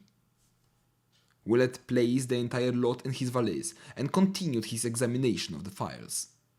Since young Ward's immediate condition was the greatest matter at stake, the closest searching was done among the most obviously recent matter. And in this abundance of contemporary manuscript, one very baffling oddity was noted. The oddity was the slight amount in Charles's normal writing, which indeed included nothing more recent than 2 months before. On the other hand, there were literally reams of symbols and formulae, historical notes and philosophical comment, in a crabbed penmanship absolutely identical with the ancient script of Joseph Cowan, though of undeniably modern dating. Plainly, a part of the latter-day program had been a sedulously imitation of the old wizard's writing, which Charles seemed to have carried to a marvelous state of perfection. Of any third hand which might have been Allen's, there was not a trace. If he had indeed come to be the leader, he must have forced young Ward to act as his amanuensis. In this new material, one missing formula, or rather pair of formulae, recurred so often that Willett had it by heart before he had half finished his quest. It consisted of 2 parallel columns, the left-hand one surmounted by the archaic symbol called Dragon's Head, and used in almanacs to indicate the ascending node, and the right-hand one headed by a corresponding sign of Dragon's Tail, or descending node. The appearance of the whole was something like this, and almost unconsciously the doctor realized that the second half was no more than the first written syllabically backward, with the exception of the final monosyllables and of the old name Yog Sothoth, which he had come to recognize under various spellings from other things he had seen in connection with this horrible matter. The formulae were as follows: exactly so, as Willett is abundantly able to testify, and the first one struck an odd note of uncomfortable latent memory in his brain, which he recognized later when reviewing the events of that horrible Good Friday of the previous year. I aingnach Yog Sothoth, Hilgib Feithrodog Ua. And the right one. Ogtrod Aif, Gebl Ich, Yog Sothoth, Ngachng Ai Zro. So haunting were these formulae, and so frequently did he come upon them, that before the doctor knew it, he was repeating them under his breath. Eventually, however, he felt he had secured all the papers he could digest to advantage for the present, hence resolved to examine no more till he could bring the skeptical alienists en masse for an ampler and more systematic raid. He had still to find the hidden laboratory, so leaving his valise in the lighted room, he emerged again into the black noisome corridor, whose vaulting echoed ceaselessly with that dull and hideous whine. The next few rooms he tried were all abandoned, or filled only with crumbling boxes and ominous-looking leaden coffins, but impressed him deeply with the magnitude of Joseph Cowan's original operations. He thought of the slaves and seamen who had disappeared, of the graves which had been violated in every part of the world, and of what that final raiding party must have seen, and then he decided it was better not to think any more. Once a great stone staircase mounted at his right, and he deduced that this must have reached to one of the Cowan outbuildings, perhaps the famous stone edifice with the high slit-like windows, provided the steps he had descended had led from the steep-roofed farmhouse. Suddenly the walls seemed to fall away ahead, and the stench and the wailing grew stronger. Willett saw that he had come upon a vast open space, so great that his torchlight would not carry across it, and as he advanced, he encountered occasional stout pillars supporting the arcs of the roof. After a time, he reached a circle of pillars grouped like the monoliths of Stonehenge, with a large carved altar on a base of 3 steps in the center. And so curious were the carvings on that altar that he approached to study them with his electric light. But when he saw what they were, he shrank away shuddering, and did not stop to investigate the dark stains which discolored the upper surface and had spread down the sides in occasional thin lines. Instead, he found the distant wall and traced it as it swept round in a gigantic circle, perforated by occasional black doorways and indented by a myriad of shallow cells, with iron gratings and wrist and ankle bonds on chains fastened to the stone of the concave rear masonry. These cells were empty, but still the horrible odor and the dismal moaning continued, more insistent now than ever, and seemingly varied at times by a sort of slippery thumping. 3. From that frightful smell and that uncanny noise, Willett's attention could no longer be diverted. Both were plainer and more hideous in the great pillared hall than anywhere else, and carried a vague impression of being far below, even in this dark netherworld of subterranean mystery. Before trying any of the black archways for steps leading further down, the doctor cast his beam of light about the stone-flagged floor.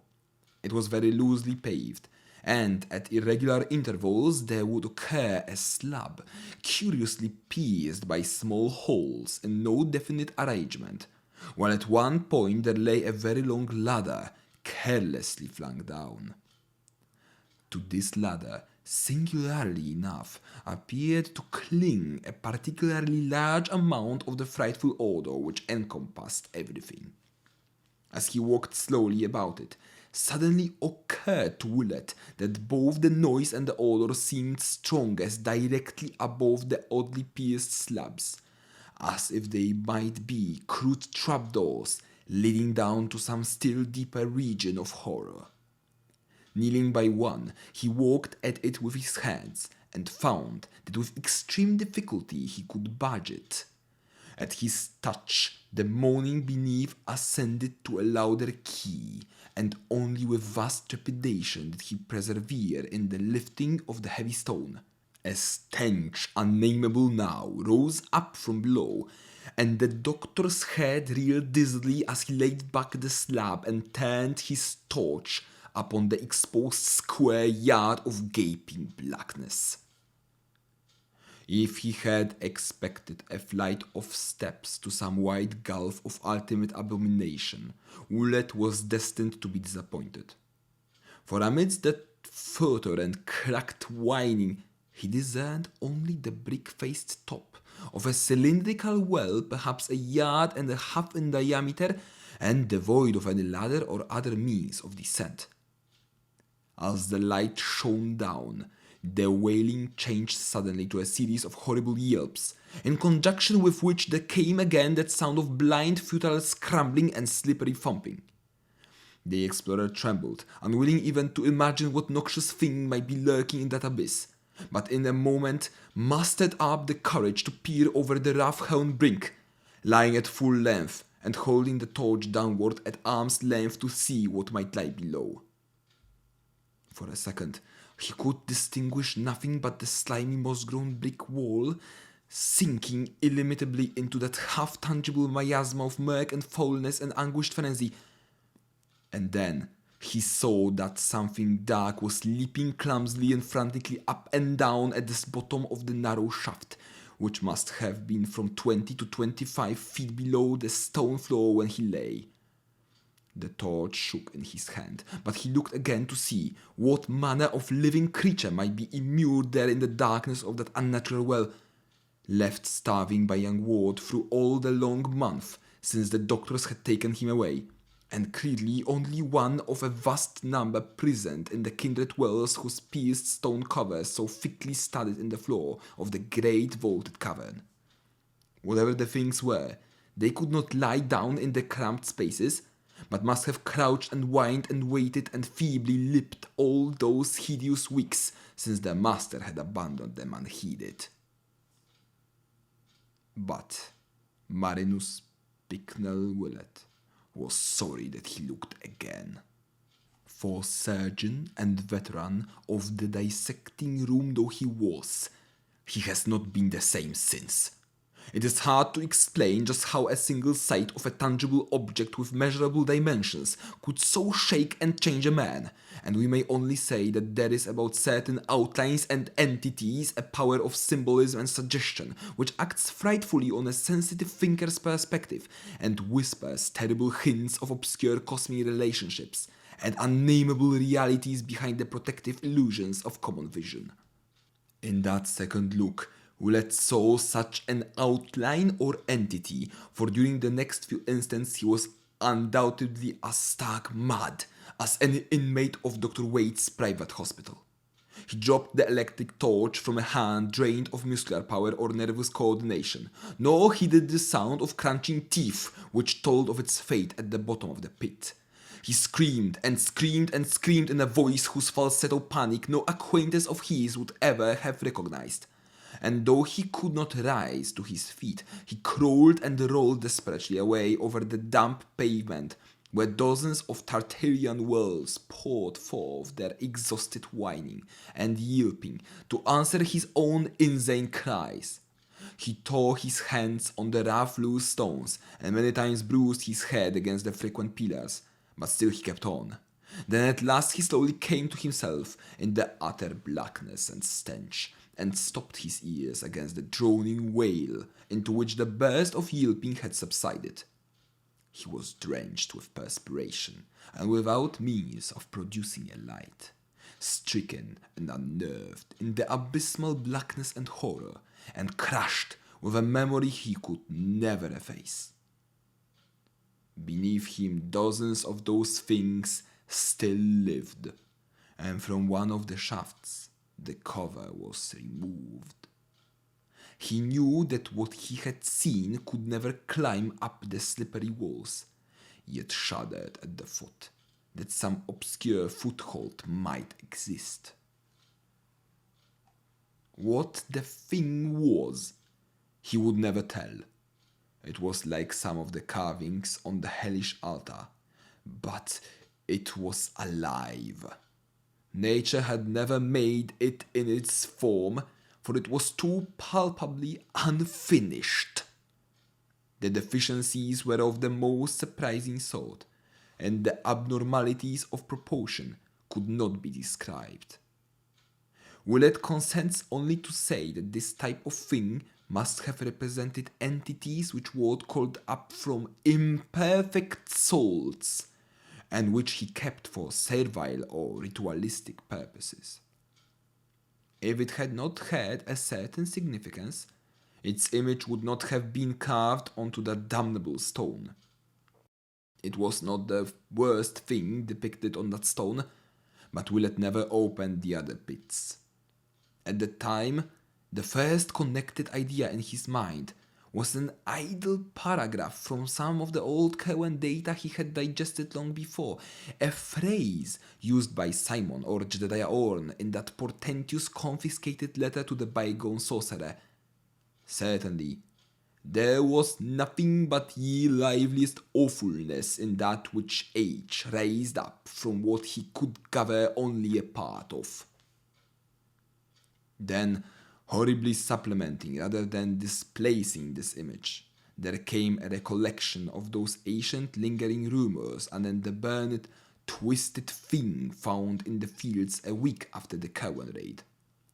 Charles Ward had once told the doctor what old Slocum said of that object, that it was neither thoroughly human nor wholly allied to any animal which Pawtuxet folk had ever seen or read about. These words hummed in the doctor's mind as he rocked to and fro, squatting on the nitrous stone floor. He tried to drive them out, and repeated the Lord's Prayer to himself, eventually trailing off into a mnemonic hodgepodge like the modernistic wasteland of Miss T.S. Eliot, and finally reverting to the oft-repeated dual formulae he had lately found in Ward's underground library. Yaingach, Yog Sotov, and so on, till the final underlined Zro. It seemed to soothe him, and he staggered to his feet after a time, lamenting bitterly his fright-lost torch and looking wildly about for any gleam of light in the clutching inkiness of the chilly air. Think he would not, but he strained his eyes in every direction for some faint glint or reflection of the bright illumination he had left in the library. After a while, he thought he detected a suspicion of a glow infinitely far away, and toward this he crawled in agonized caution on hands and knees amidst the stench and howling, always feeling ahead lest he collide with the numerous great pillars or stumble into the abominable pit he had uncovered. Once his shaking fingers touched something, which he knew must be the steps leading to the hellish altar, and from this spot he recoiled in loathing. At another time he encountered the pierced slab he had removed, and here his caution became almost pitiful. But he did not come upon the dread aperture after all, nor did anything issue from that aperture to detain him. What had been down there made no sound nor stir. Evidently its crunching of the fallen electric torch had not been good for it. Each time Willet's fingers felt a perforated slab, he trembled. His passage over it would sometimes increase the groaning below, but generally it would produce no effect at all, since he moved very noiselessly. Several times during his progress, the glow ahead diminished perceptibly, and he realized that the various candles and lamps he had left must be expiring one by one. The thought of being lost in utter darkness, without matches amidst this underground world of nightmare labyrinths, impelled him to rise to his feet and run, which he could safely do now that he had passed the open pit, for he knew that once the light failed, his only hope of rescue and survival would lie in whatever relief party Mr. Ward might send after missing him for a sufficient period. Presently, however, he emerged from the open space into the narrower corridor, and definitely located the glow as coming from a door on his right. In a moment he had reached it, and was standing once more in young Ward's secret library, trembling with relief, and watching the sputterings of that last lamp which had brought him to safety. 4. In another moment he was hastily filling the burned-out lamps from an oil supply he had previously noticed, and when the room was bright again, he looked about to see if he might find a lantern for further exploration. For racked though he was with horror, his sense of grim purpose was still uppermost, and he was firmly determined to leave no stone unturned in his search for the hideous facts behind Charles Ward's bizarre madness.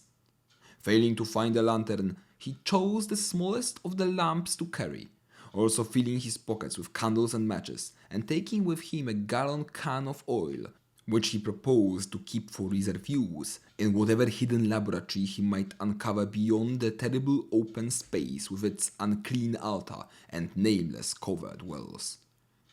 To traverse that space again would require his utmost fortitude, but he knew it must be done.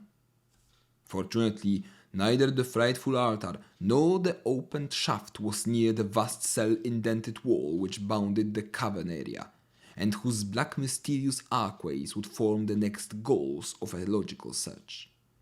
So Willett went back to that great pillared hall of stench and anguished howling, turning down his lamp to avoid any distant glimpse of the hellish altar, or of the uncovered pit with the pierced stone slab beside it.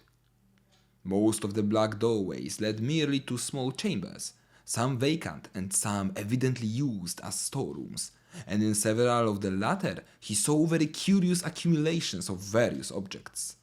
One was packed with rotting and dust-draped bales of spare clothing, and the explorer thrilled when he saw that it was unmistakably the clothing of a century and a half before. In another room, he found numerous odds and ends of modern clothing, as if gradual provisions were being made to equip a large body of men. But what he disliked most of all were the huge copper vats which occasionally appeared, these and the sinister incrustations upon them. He liked them even less than the weirdly figured leaden bowls whose rims retained such obnoxious deposits, and around which clung repellent odors perceptible above even the general noisomeness of the crypt. When he had completed about half the entire circuit of the wall, he found another corridor like that from which he had come, and out of which many doors opened. This he proceeded to investigate, and after entering 3 rooms of medium size and of no significant contents, he came at last to a large oblong apartment whose business-like tanks and tables, furnaces and modern instruments, occasional books and endless shelves of jars and bottles proclaimed it indeed the long-sought laboratory of Charles Ward, and no doubt of old Joseph Cowan before him.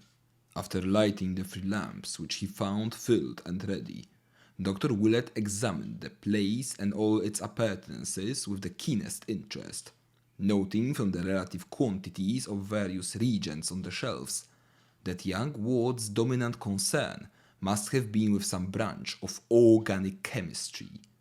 On the whole, little could be learned from the scientific ensemble, which included a gruesome-looking dissecting table, so that the room was really rather a disappointment. Among the books was a tattered old copy of Borell's in black letter, and it was weirdly interesting to note that Ward had underlined the same passage whose marking had so perturbed good Mr. Merritt at Cowan's farmhouse more than a century and a half before. That older copy, of course, must have perished along with the rest of Cowan's occult library in the final raid. 3 archways opened off the laboratory, and these the doctor proceeded to sample in turn. From his cursory survey he saw that 2 led merely to small storerooms, but these he canvassed with care, remarking the piles of coffins in various stages of damage and shuddering violently at 2 or 3 of the coffin plates he could decipher.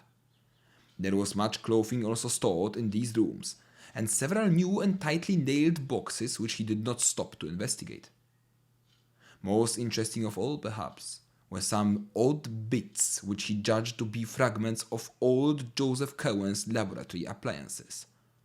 These had suffered damage at the hands of the raiders, but were still partly recognizable as the chemical paraphernalia of the Georgian period. The 3rd archway led to a very sizable chamber, entirely lined with shelves and having in the center a table bearing 2 lamps.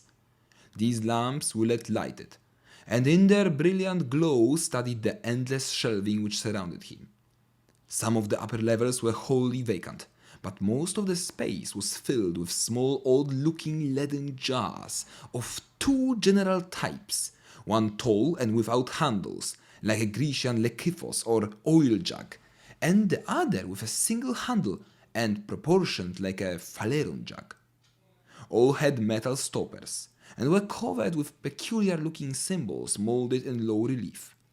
In a moment the doctor noticed that these jugs were classified with great rigidity, all the lekythoi being on one side of the room with a large wooden sign reading Custodes above them, and all the phalerons on the other, correspondingly labeled with a sign reading Materia.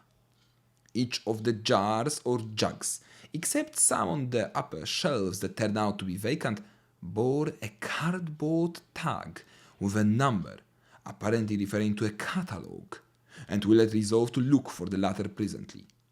For the moment, however, he was more interested in the nature of the array as a whole, and experimentally opened several of the lekythoi and phalerons at random with a view to a rough generalization. The result was invariable. Both types of jar contained a small quantity of a single kind of substance, a fine, dusty powder of very light weight and of many shades of dull, neutral color. To the colors which formed the only point of variation, there was no apparent method of disposal, and no distinction between what occurred in the Lekephoi and what occurred in the Phalerons. A bluish-grey powder might be by the side of a pinkish-white one, and any one in the Phaleron might have its exact counterpart in a Lekythos. The most individual feature about the powders was their non-adhesiveness. Willett would pour one into his hand, and upon returning it to its jug, would find that no residue whatever remained on its palm. The meaning of the two signs puzzled him, and he wondered why this battery of chemicals was separated so radically from those in glass jars on the shelves of the laboratory proper. Custodes. Materia.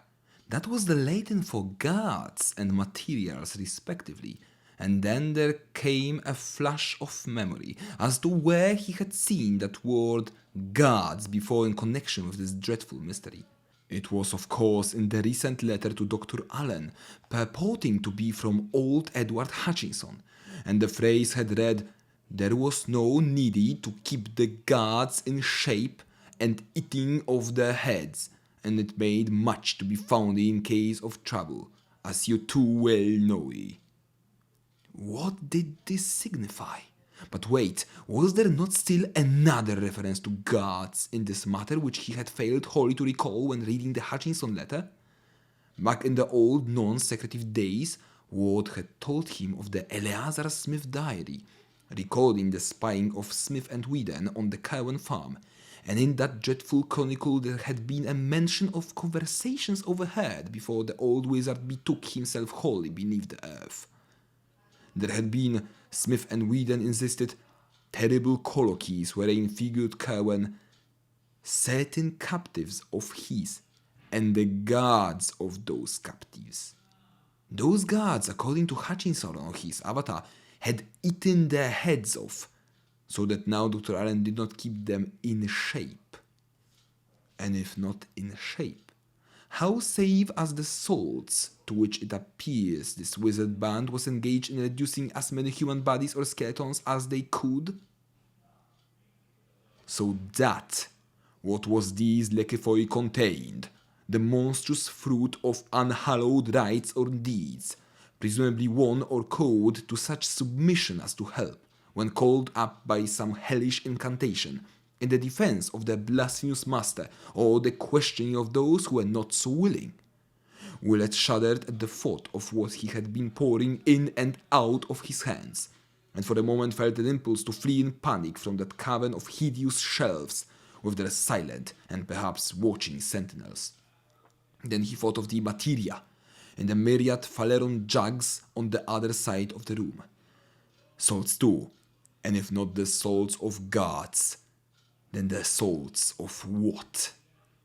God, could it be possible that here lay the mortal relics of half the titan thinkers of all the ages, snatched by supreme ghouls from crypts where the world thought them safe, and subject to the beck and call of madmen who sought to drain their knowledge for some still wilder end, whose ultimate effect would concern, as poor Charles had hinted in his frantic note, all civilization, all natural law, perhaps even the fate of the solar system and the universe. And Marinus Bicknell Willett had sifted their dust through his hands. Then he noticed a small door at the farther end of the room, and calmed himself enough to approach it and examine the crude sign chiseled above. It was only a symbol, but it filled him with vague spiritual dread, for a morbid dreaming friend of his had once drawn it on a paper, and told him a few of the things it means in the dark abyss of sleep. It was the sign of Koth, that dreamers see fixed above the archway of a certain black tower standing alone in twilight. And Willett did not like what his friend Randolph Carter had said of its powers. But a moment later he forgot the sign, as he recognized a new acrid odor in the stench-filled air. This was a chemical rather than animal smell, and came clearly from the room beyond the door. And it was unmistakably the same odor which had saturated Charles Ward's clothing on the day the doctors had taken him away. So it was here that the youth had been interrupted by the final summons? He was wiser than old Joseph Curwen, for he had not resisted. Willett, boldly determined to penetrate every wonder and nightmare this nether realm might contain, seized the small lamp and crossed the threshold. A wave of nameless fright rolled out to meet him, but he yielded to no whim and deferred to no intuition. There was nothing alive here to harm him, and he would not be stayed in his piercing of the eldritch cloud which engulfed his patient. The room beyond the door was of medium size, and had no furniture save a table, a single chair, and two groups of curious machines with clamps and wheels, which Willett recognized after a moment as medieval instruments of torture. On one side of the door stood a rack of savage whips, above which were some shelves bearing empty rows of shallow pedestaled cups of lead, shaped like Grecian kylikos. On the other side was a table, with a powerful argand lamp, a pad and a pencil, and two of the stoppered lekythoi from the shelves outside set down at irregular places, as if temporarily or in haste. Willett lighted the lamp and looked carefully at the pad, to see what notes young Ward might have been jotting down when interrupted, but found nothing more intelligible than the following disjointed fragments in that crabbed Curwen chirography, which shed no light on the case as a whole. B did not. Escaped into walls and found the place below. So all the V, say ye Sabaoth and learned ye way. Raised Yog Sot of thrice, and was ye next day delivered. F, sought ye to wipe all knowing how ye to raise those from outside. As the strong argand blaze lit up the entire chamber, the doctor saw that the wall opposite the door, between the two groups of torturing appliances in the corners, was covered with pegs from which hung a set of shapeless-looking robes of a rather dismal yellowish white. But far more interesting were the two vacant walls, both of which were thickly covered with mystic symbols and formulae roughly chiseled in the smooth dressed stone.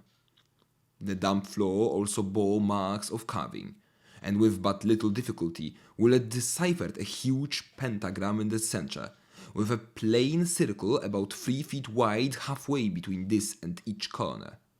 In one of these four circles, near where a yellowish robe had been flung carelessly down, there stood a shallow kylix of the sort found on the shelves above the whip rack, and just outside the periphery was one of the Phaleron jugs from the shelves in the other room, its tag numbered 118. This was unstoppered, and proved upon inspection to be empty. But the explorer saw with a shiver that the kylix was not. Within its shallow area, and saved from scattering only by the absence of wind in this sequestered cavern, lay a small amount of a dry, dull greenish efflorescent powder, which must have belonged in the jug, and Willett almost reeled at the implications that came sweeping over him as he correlated little by little the several elements and antecedents of the scene. The whips and the instruments of torture, the dust or salts from the jug of materia, the two lekythoi from the custody's shelf, the ropes, the formulae on the walls, the notes on the pad, the hints from letters and legends, and the thousand glimpses, doubts, and suppositions which had come to torment the friends and parents of Charles Ward, all these engulfed the doctor in a tidal wave of horror as he looked at the dry greenish powder unspread in the pedestal leaden kylix on the floor. With an effort, however, Willett pulled himself together and began studying the formulae chiseled on the walls. From the stained and encrusted letters it was obvious that they were carved in Joseph Curwen's time, and their text was such as to be vaguely familiar to one who had read much Curwen material or delved extensively into the history of magic. one the doctor clearly recognized as what Mrs. Ward heard her son chanting on that ominous Good Friday a year before, and what an authority had told him was a very terrible invocation addressed to secret gods outside the normal spheres. It was not spelled here exactly as Mrs. Ward had set it down from memory, nor yet as the authority had shown to him in the forbidden pages of Eliphas Levi, but its identity was unmistakable, and such words as Sabaoth, Metraton, Almozin, and Zaryatnamik sent a shudder of fright through the searcher who had seen and felt so much of cosmic abomination just around the corner.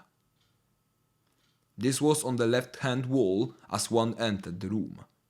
The right-hand wall was no less thickly inscribed, and Willett felt a start of recognition as he came upon the pair of formulae so frequently occurring in the recent notes in the library.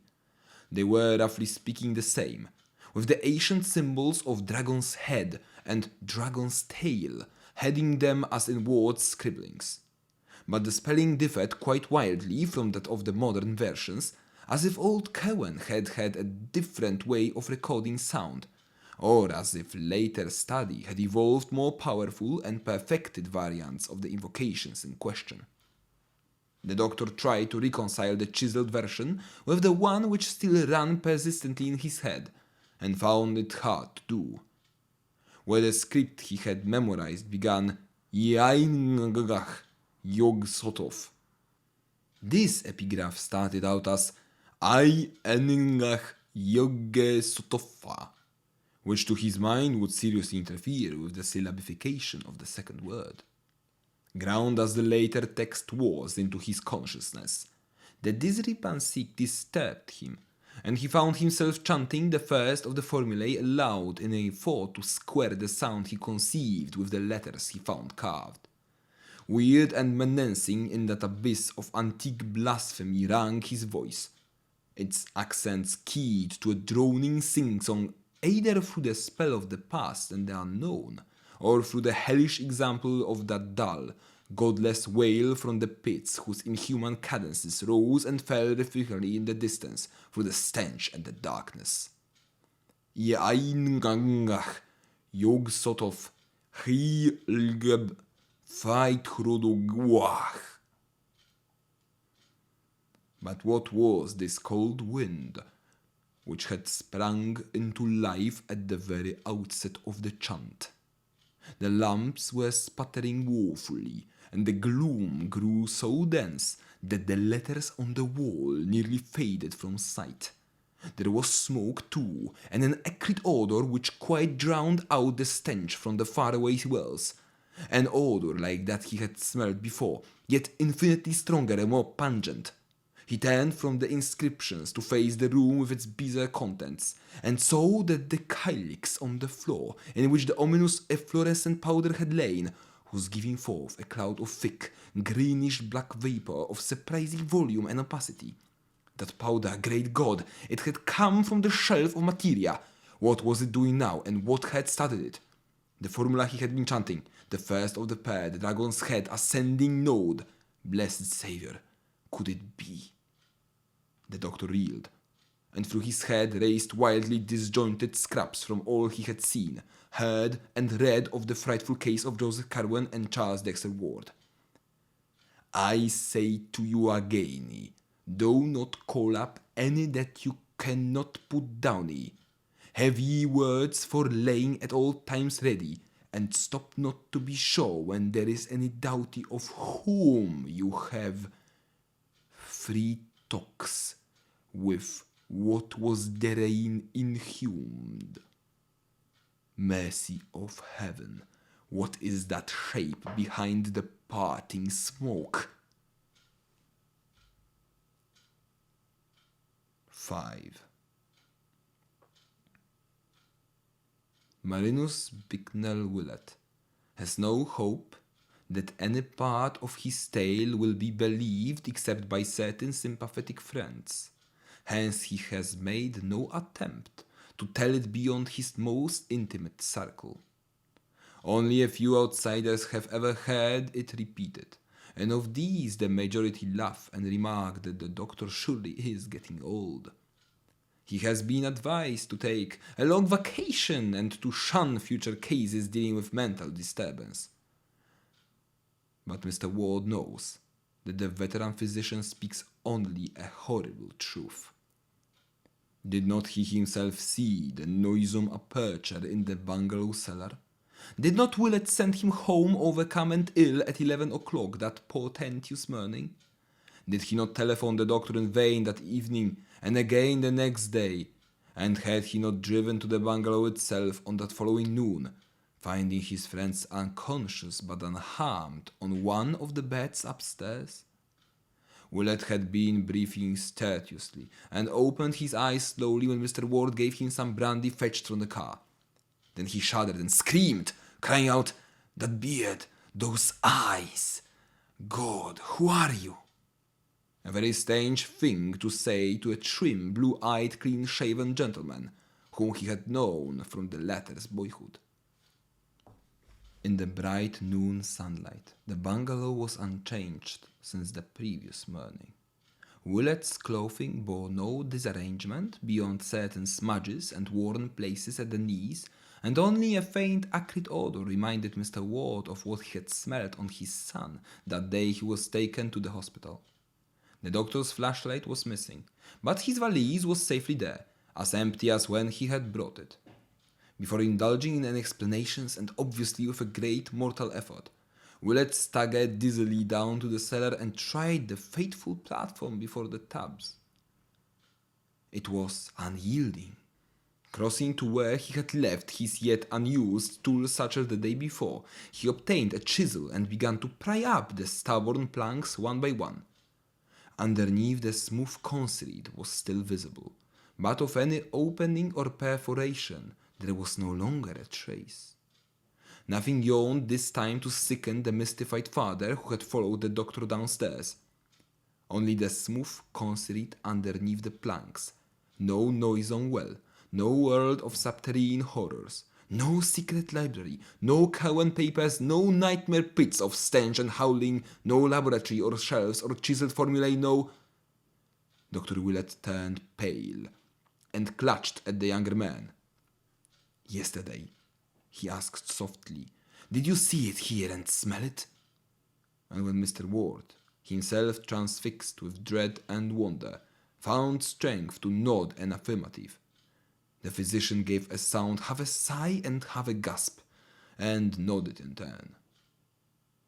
"Then I will tell you," he said. So for an hour, in the sunniest room they could find upstairs, the physician whispered his frightful tale to the wondering father.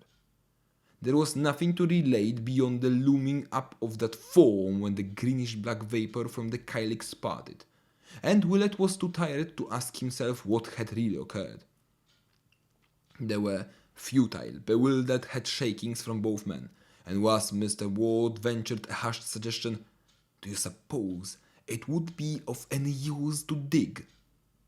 The doctor was silent, for it seemed hardly fitting for any human brain to answer when powers of unknown spheres had so vitally encroached on this side of the great abyss. Again Mr. Ward asked, "But where did it go?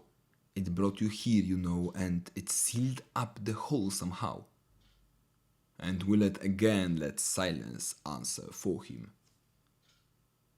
But after all, this was not the final phase of the matter. Reaching for his handkerchief before rising to leave, Dr. Willett's fingers closed upon a piece of paper in his pocket, which had not been there before and which was companioned by the candles and matches he had seized in the vanished vault. It was a common sheet, torn obviously from the cheap pad in that fabulous room of horror somewhere underground, and the writing upon it was that of an ordinary lead pencil, doubtless the one which had lain beside the pad. It was folded very carelessly, and beyond the faint acrid scent of the cryptic chamber bore no print or mark of any word but this. But in the text itself it did indeed reek of wonder, for here was no script of any wholesome age, but the labored strokes of medieval darkness, scarcely legible to a layman who now strained over it, yet having combinations of symbols which seemed vaguely familiar.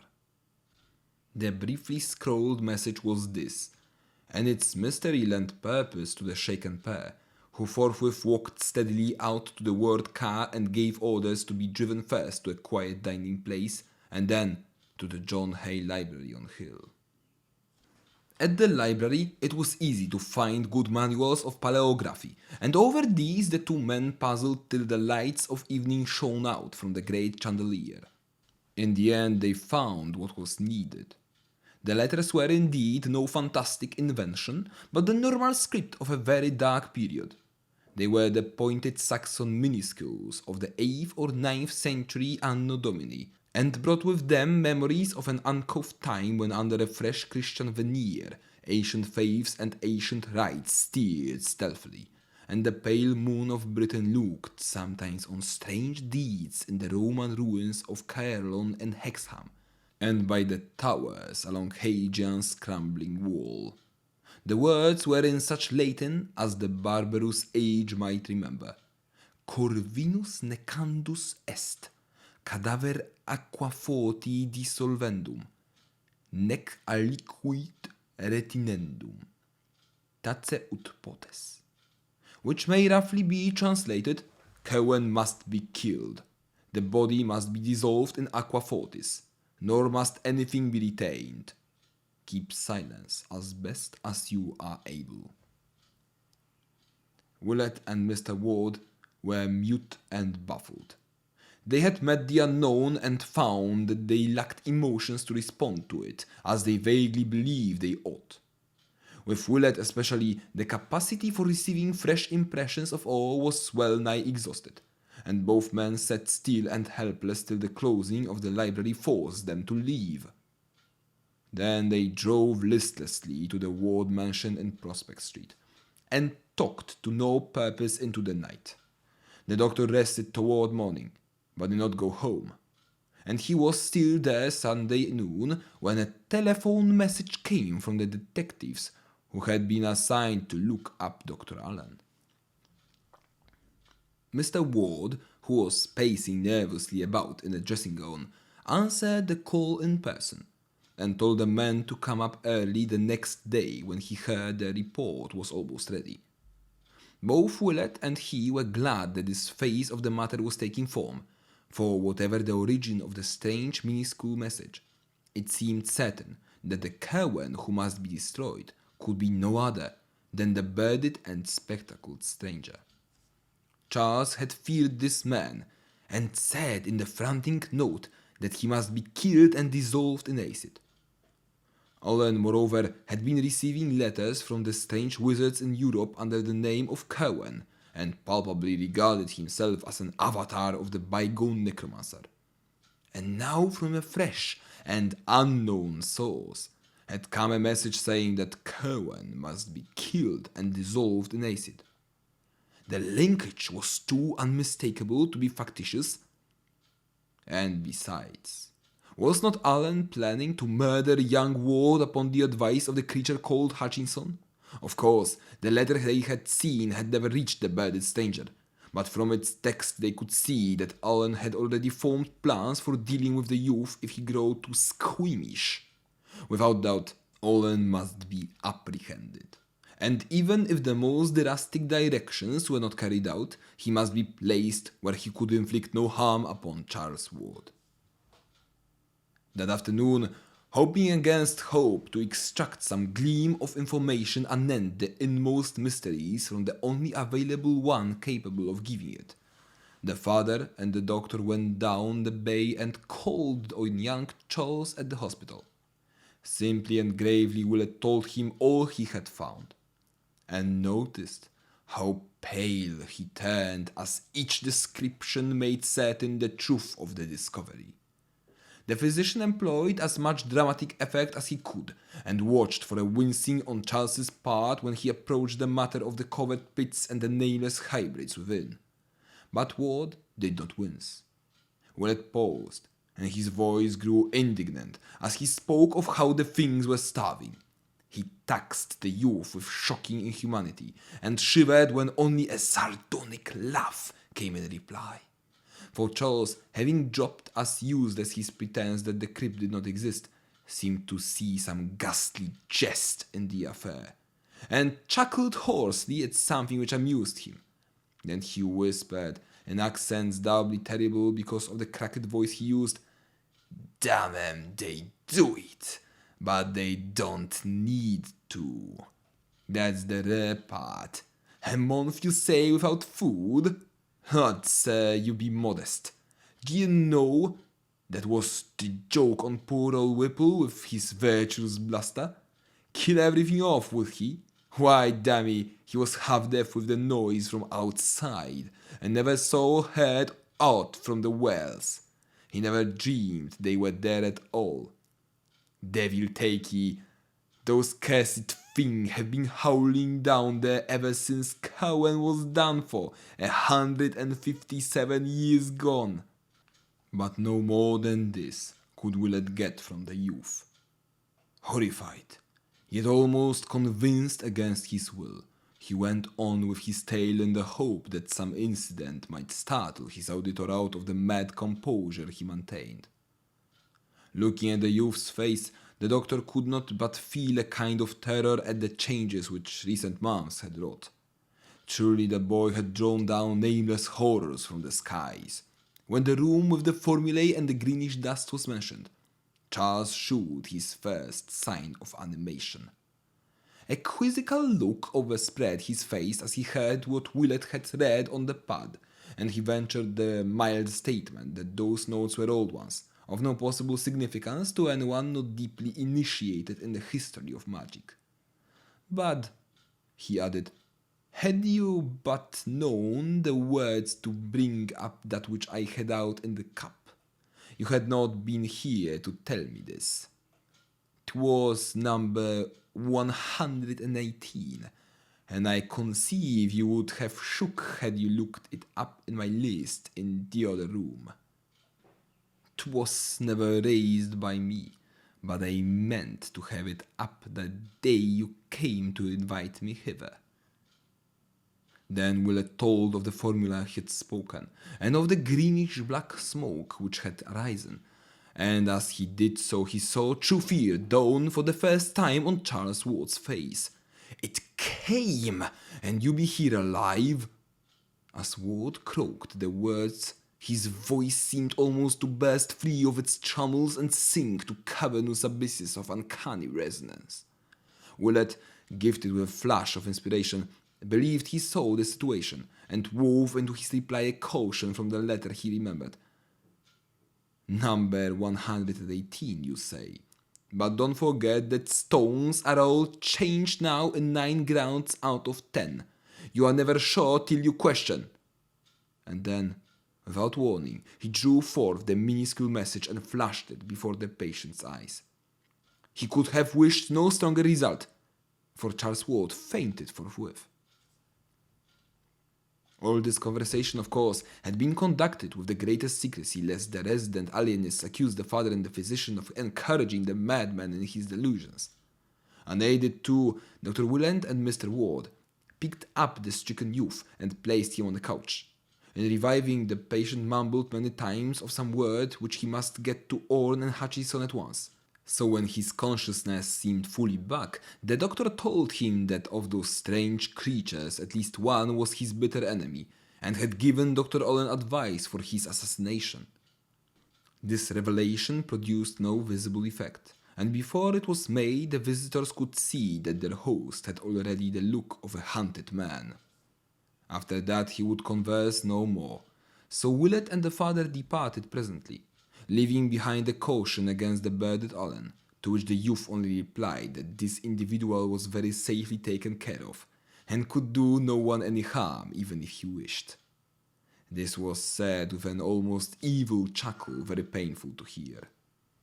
They did not worry about any communications Charles might indite to that monstrous pair in Europe, since they knew that the hospital authorities seized all outgoing mail for censorship, and would pass no wild or odd-looking missive. There is, however, a curious sequel to the matter of Owen and Hutchinson, if such indeed the exiled wizards were, moved by some vague presentiment amidst the horrors of that period. Willett arranged with an international press-cutting bureau for accounts of notable current crimes and accidents in Prague and in eastern Transylvania, and after 6 months believed that he had found two very significant things amongst the multifarious items he received and had translated. One was the total wrecking of a house by night in the oldest quarter of Prague, and the disappearance of the evil old man called Joseph Nadek, who had dwelt in it alone ever since anyone could remember. The other was a titan explosion in the Transylvanian mountains east of Ragus, and the utter extirpation with all its inmates of the ill-regarded Castle Ferenci, whose master was so badly spoken of by peasants and soldiery alike that he would shortly have been summoned to Bucharest for serious questioning, had not this incident cut off a career already so long as to antedate all common memory. Willett maintains that the hand which wrote those minuscules was able to wield stronger weapons as well, and that while Cowan was left to him to dispose of, the writer felt able to find and deal with Owen and Hutchinson itself. Of what their fate may have been, the doctor strives sedulously not to think. 6. The following morning, Dr. Willett hastened to the ward home to be present when the detectives arrived. Olen's distraction or imprisonment, or Cowan's, if one might regard the tacit claim to reincarnation as valid, he felt must be accomplished at any cost, and he communicated this conviction to Mr. Ward as they sat waiting for the men to come. They were downstairs this time, for the upper parts of the house were beginning to be shunned because of a peculiar nauseousness which hung indefinitely about, a nauseousness which the older servants connected with some curse left by the vanished Cowan portrait. At 9 o'clock, the three detectives presented themselves and immediately delivered all that they had to say. They had not, regrettably enough, located the Bravatoni Gomes as they had wished, nor had they found the least trace of Dr. Allen's source or present whereabouts. But they had managed to unearth a considerable number of local impressions and facts concerning the reticent stranger. Allen had struck Pautaxet people as a vaguely unnatural being, and there was an universal belief that his thick Van Dyke beard was either dyed or false, a belief conclusively upheld by the finding of such a false beard, together with a pair of dark glasses, in his room at the fateful bungalow. His voice, Mr. Ward could well testify from his one telephone conversation, had a depth and hollowness that could not be forgotten, and his glance seemed malign even through his smoked and horn-rimmed glasses. One shopkeeper, in the course of negotiations, had seen a specimen of his handwriting and declared it was very queer and crabbed. This being confirmed by penciled notes of no clear meaning found in his room and identified by the merchant. In connection with the vampirism rumors of the preceding summer, a majority of the gossips believed that Olen rather than Ward was the actual vampire. Statements were also obtained from the officials who had visited the bungalow after the unpleasant incident of the motor truck robbery. They had felt less of the sinister in Dr. Allen, but had recognized him as the dominant figure in the queer, shadowy cottage. The place had been too dark for them to observe him clearly, but they would know him again if they saw him. His beard had looked odd, and they thought he had some slight scar of his dark, spectacled right eye. As for the detective's search of Allen's room, it yielded nothing definite save the beard and the glasses, and several penciled notes in a crabbed writing which Willett at once saw was identical with that shared by the old Cowan manuscripts, and by the voluminous recent notes of young Ward found in the vanished catacombs of horror. Dr. Willett and Mr. Ward caught something of a profound, subtle and insidious cosmic fear from this data as it was gradually unfolded, and almost trembled in following up the vague, mad thought which had simultaneously reached their minds. the false beard and glasses, the crabbed Cowan penmanship, the old portrait and its tiny scar, and the altered youth in the hospital with such a scar, that deep, hollow voice on the telephone. Was it not of this that Mr. Ward was reminded when his son barked forth those pitiable tones to which he now claimed to be reduced? Who had ever seen Charles and Olin together? Yes, the officials had once, but who later on? Was it not when Olin left that Charles suddenly lost his growing fright and began to live wholly at the bungalow? Cowan, Olin, Ward. In what blasphemous and abominable fusion had 2 ages and 2 persons become involved? That damnable resemblance of the picture to Charles, had it not used to stare and follow the boy around the room with its eyes? Why too did both Olin and Charles copy Joseph Cowan's handwriting, even when alone and off guard? And then the frightful work of those people, the lost crypt of horrors that had aged the doctor overnight, the starved monsters in the noisome pits, the awful formula which had yielded such nameless results, the message in minuscules found in Willet's pocket, the papers and the letters and all the talk of grace and salts and discoveries, whither did everything lead? In the end, Mr. Ward did the most sensible thing, steeling himself against any realization of why he did it. He gave the detectives an article to be shown to such poutaxed shopkeepers as had seen the portentous Dr. Allen. That article was a photograph of his luckless son, on which he now carefully drew in ink the pair of heavy glasses and the black pointed beard which the man had brought from Allen's room. For 2 hours he waited with the doctor in the oppressive house where fear and miasma were slowly gathering as the empty panel in the upstairs library leered and leered and leered. Then the man returned. Yes, the altered photograph was a very passable likeness of Dr. Allen. Mr. Ward turned pale, and Willett wiped a suddenly dampened brow with his handkerchief. Olin, Ward, Cowan. It was becoming too hideous for coherent thought. What had the boy called out of the void, and what had it done to him? What really had happened from first to last? Who was this Olin who sought to kill Charles as too squeamish? And why had his destined victim said in the postscript to that frantic letter that he must be so completely obliterated in acid? Why too had the minuscule message, of whose origin no one dared think, said that Cowan must be likewise obliterated? What was the change? And when had the final stage occurred?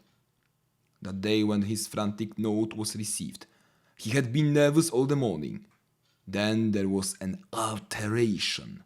He had slipped out unseen and swaggered boldly in, past the man hired to guard him. That was the time when he was out. But no.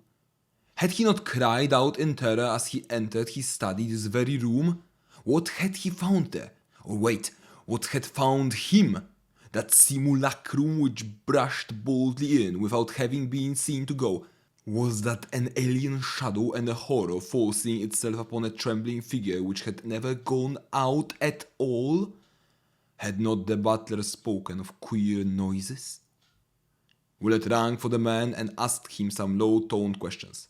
It had surely enough been a bad business. There had been noises, a cry, a gasp, a choking, and a sort of clattering or creaking or thumping, or all of these. And Mr. Charles was not the same when he stalked out without a word. The butler shivered as he spoke, and sniffed at the heavy air that blew down from some open window upstairs. Terror had settled definitely upon the house, and only the business-like detectives failed to imbibe a full measure of it. Even they were restless, for this case had held vague elements in the background which pleased them not at all. Dr. Willett was thinking deeply and rapidly, and his thoughts were terrible ones. Now and then he would almost break into muttering as he ran over in his head a new, appalling, and increasingly conclusive chain of nightmare happenings. Then, Mr. Ward made a sign that the conference was over, and everyone save him and the doctor left the room. It was noon now, but shadows as of coming night seemed to engulf the phantom-haunted mansion.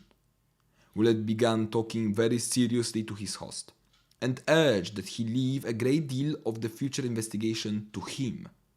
There would be, he predicted, certain obnoxious elements which a friend could bear better than a relative.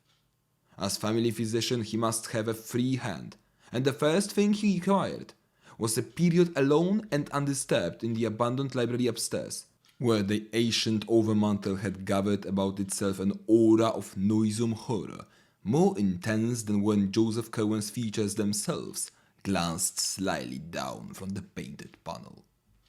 Mr. Ward, dazed by the flood of grotesque morbidities and unthinkably maddening suggestions that poured in upon him from every side, could only acquiesce.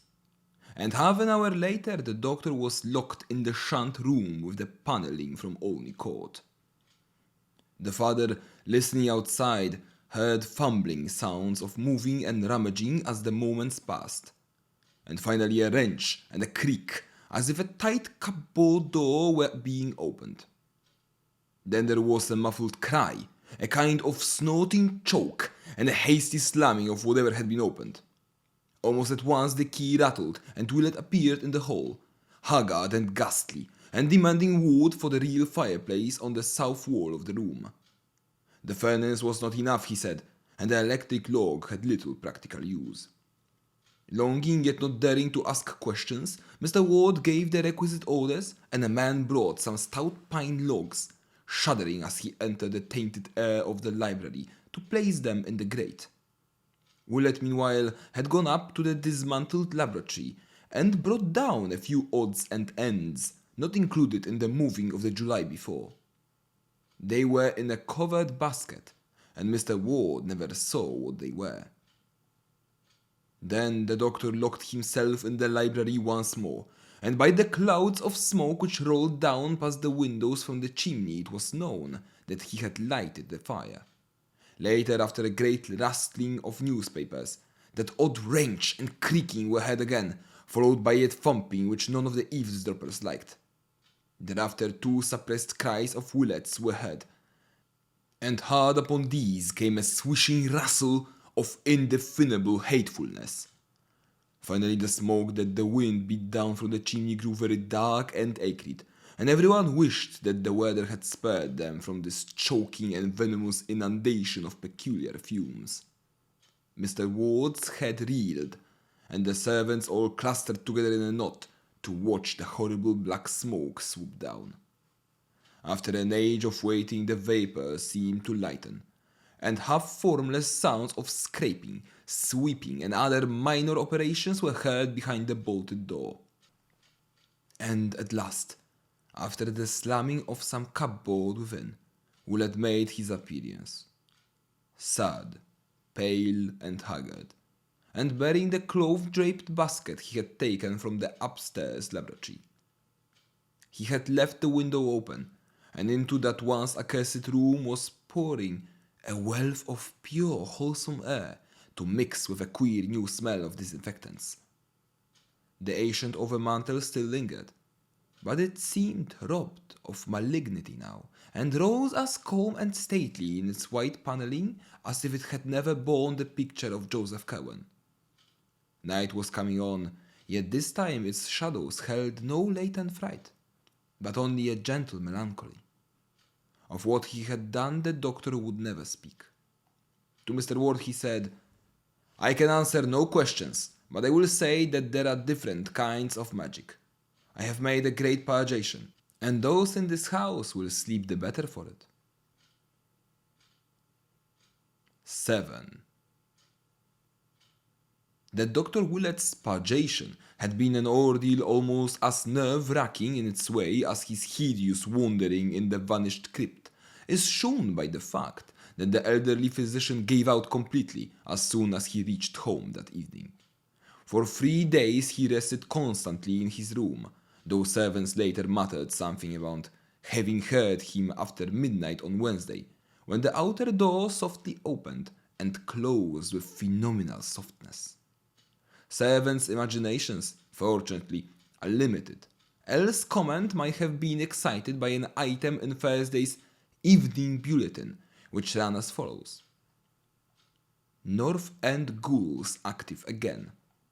After a lull of 10 months since the dastardly vandalism in the Whedon lot at the North Burial Ground, a nocturnal prowler was glimpsed early in this morning in the same cemetery by Robert Hart, the night watchman. Happening to glance for a moment from his shelter at about 2 a.m., Hart observed the glow of a lantern or pocket torch not far to the northwest, and upon opening the door detected the figure of a man with a trowel very plainly silhouetted against a nearby electric light. At once starting in pursuit, he saw the figure dart hurriedly toward the main entrance, gaining the street and losing himself among the shadows before approach or capture was possible. Like the first of the ghouls active during the past year, this intruder had done no real damage before detection. A vacant part of the ward lot showed signs of a little superficial digging, but nothing even nearly the size of a grave had been attempted, and no previous grave had been disturbed. Hart, who cannot describe the prowler except as a small man, probably having a full beard, inclines to the view that all 3 of the digging incidents have a common source. But police from the second station think otherwise on account of the savage nature of the second incident, where an ancient coffin was removed and its headstone violently shattered. The first of the incidents, in which it is thought an attempt to bury something was frustrated, occurred a year ago last March, and has been attributed to bootleggers seeking a cage. It is possible, says Sergeant Riley, that this third affair is of similar nature. Officers at the second station are taking especial pains to capture the gang of miscreants responsible for these repeated outrages. All day Thursday, Dr. Willett rested, as if recuperating from something past, or nerving himself for something to come. In the evening he wrote a note to Mr. Ward, which was delivered the next morning, and which caused the half-dazed parent to ponder long and deeply. Mr. Ward had not been able to go down to business since the shock of Monday, with its baffling reports and its sinister purgation, but he found something calming about the doctor's letter in spite of the despair it seemed to promise and the fresh mysteries it seemed to evoke. 10 Barnes Street, Providence, Rhode Island, April 20, 1928.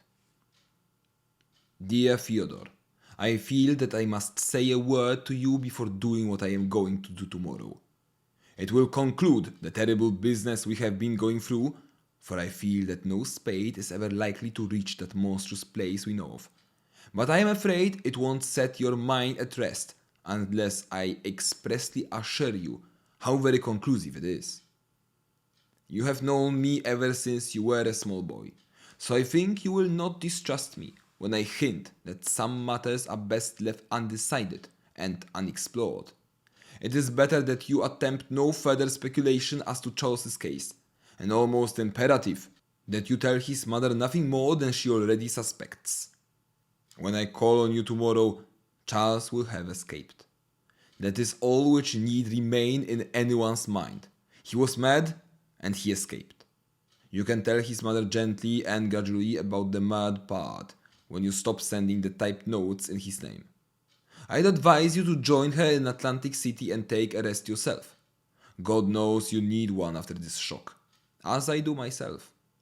I am going south for a while to calm down and brace up. So, don't ask me any questions when I call.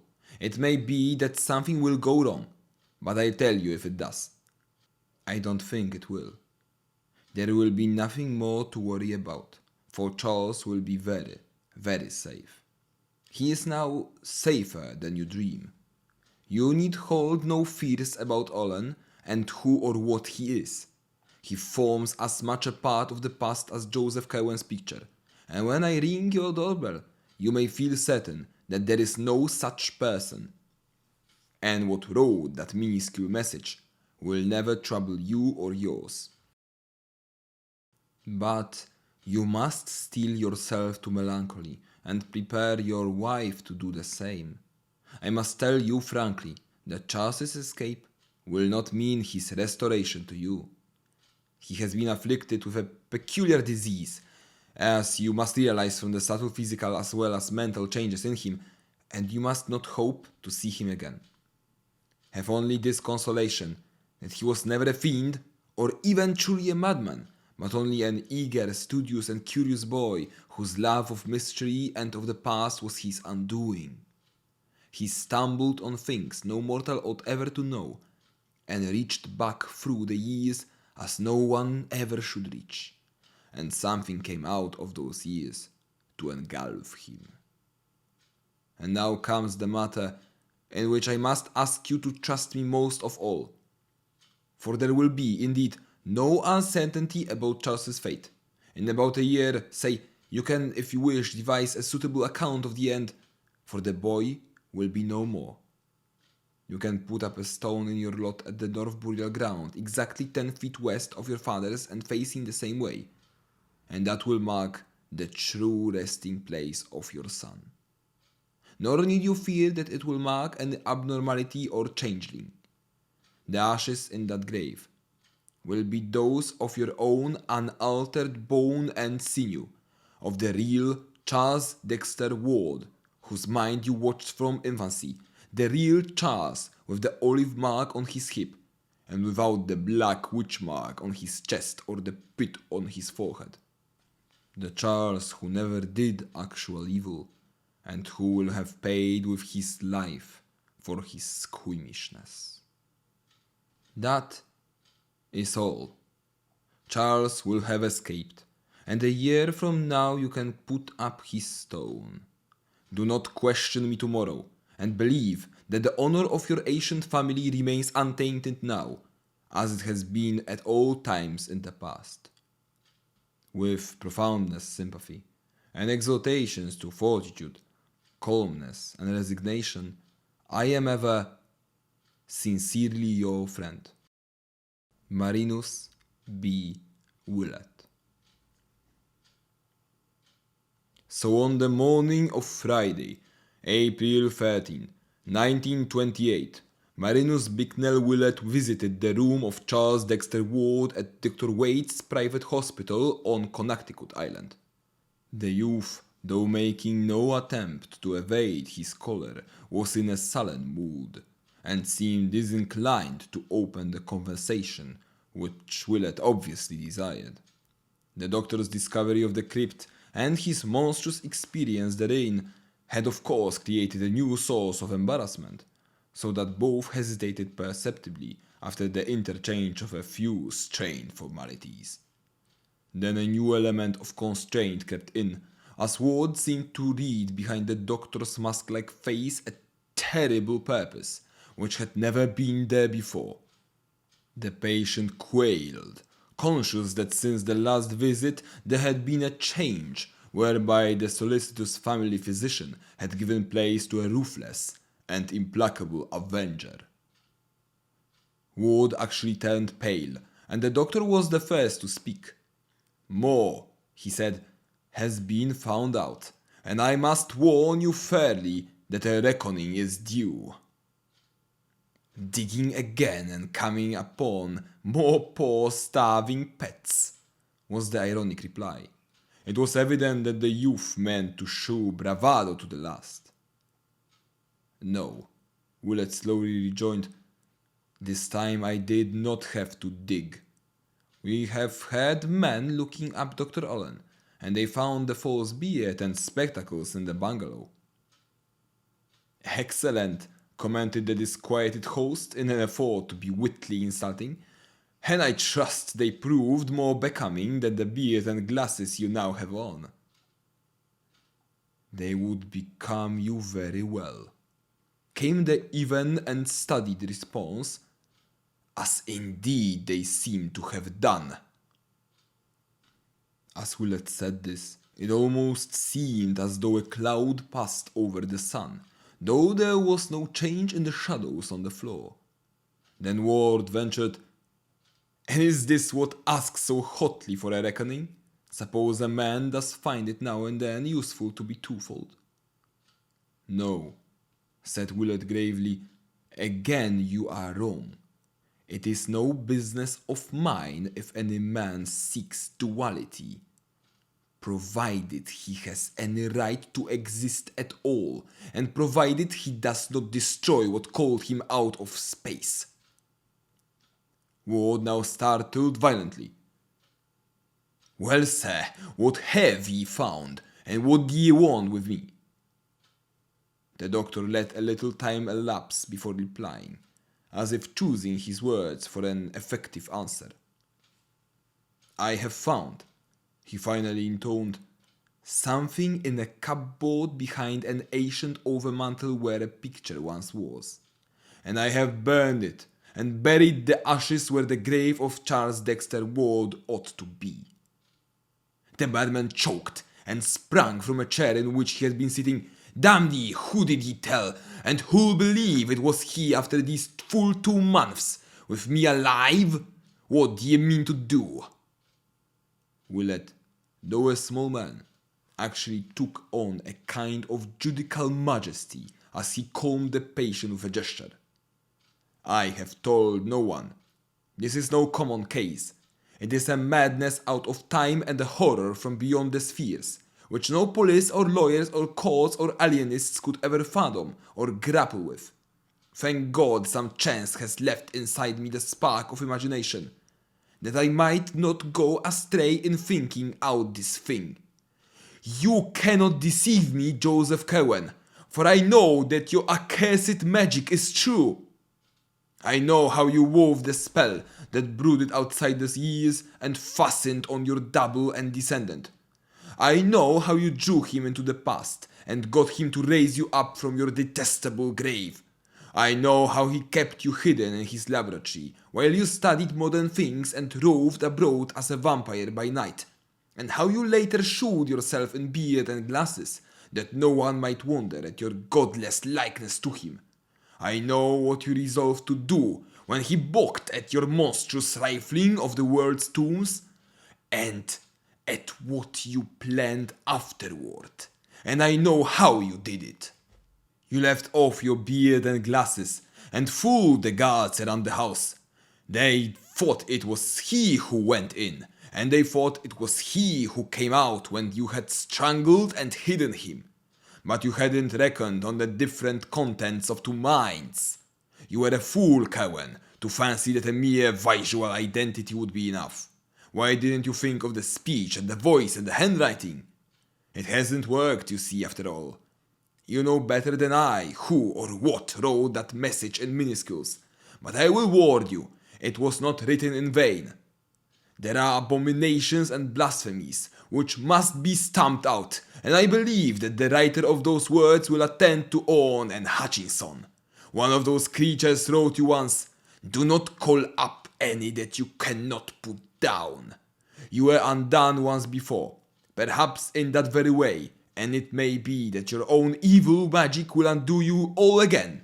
Cohen, a man can't tamper with nature beyond certain limits, and every horror you have woven will rise up to wipe you out. But here the doctor was cut short by a convulsive cry from the creature before him. Hopelessly at bay, weaponless, and knowing that any show of physical violence would bring a score of attendants to the doctor's rescue, Joseph Kerwen had recourse to his one ancient ally, and began a series of cabalistic motions with his forefingers, as his deep, hollow voice, now unconcealed by faint hoarseness, bellowed out the opening words of a terrible formula. Per Adonai Elohim, Adonai Yehovah, Adonai Sabaoth, Metraton... But Willett was too quick for him, even as the dogs in the yard outside began to howl, and even as the chill wind sprang suddenly up from the bay, the doctor commenced the solemn and measured intonation of that which he had meant all along to recite. An eye for an eye, magic for magic, let the outcome show how well the lesson of the abyss had been learned.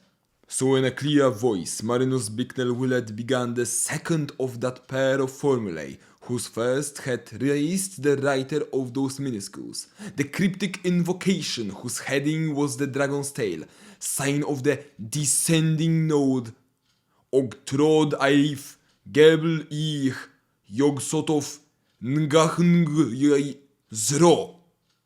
At the very first word from Willett's mouth, the previously commenced formula of the patient stopped short. Unable to speak, the monster made wild motions with his arms until they too were arrested. When the awful name of Yogsotov was uttered, the hideous change began. It was not merely a dissolution, but rather a transformation or recapitulation, and Willett shut his eyes lest he faint before the rest of the incantation could be pronounced.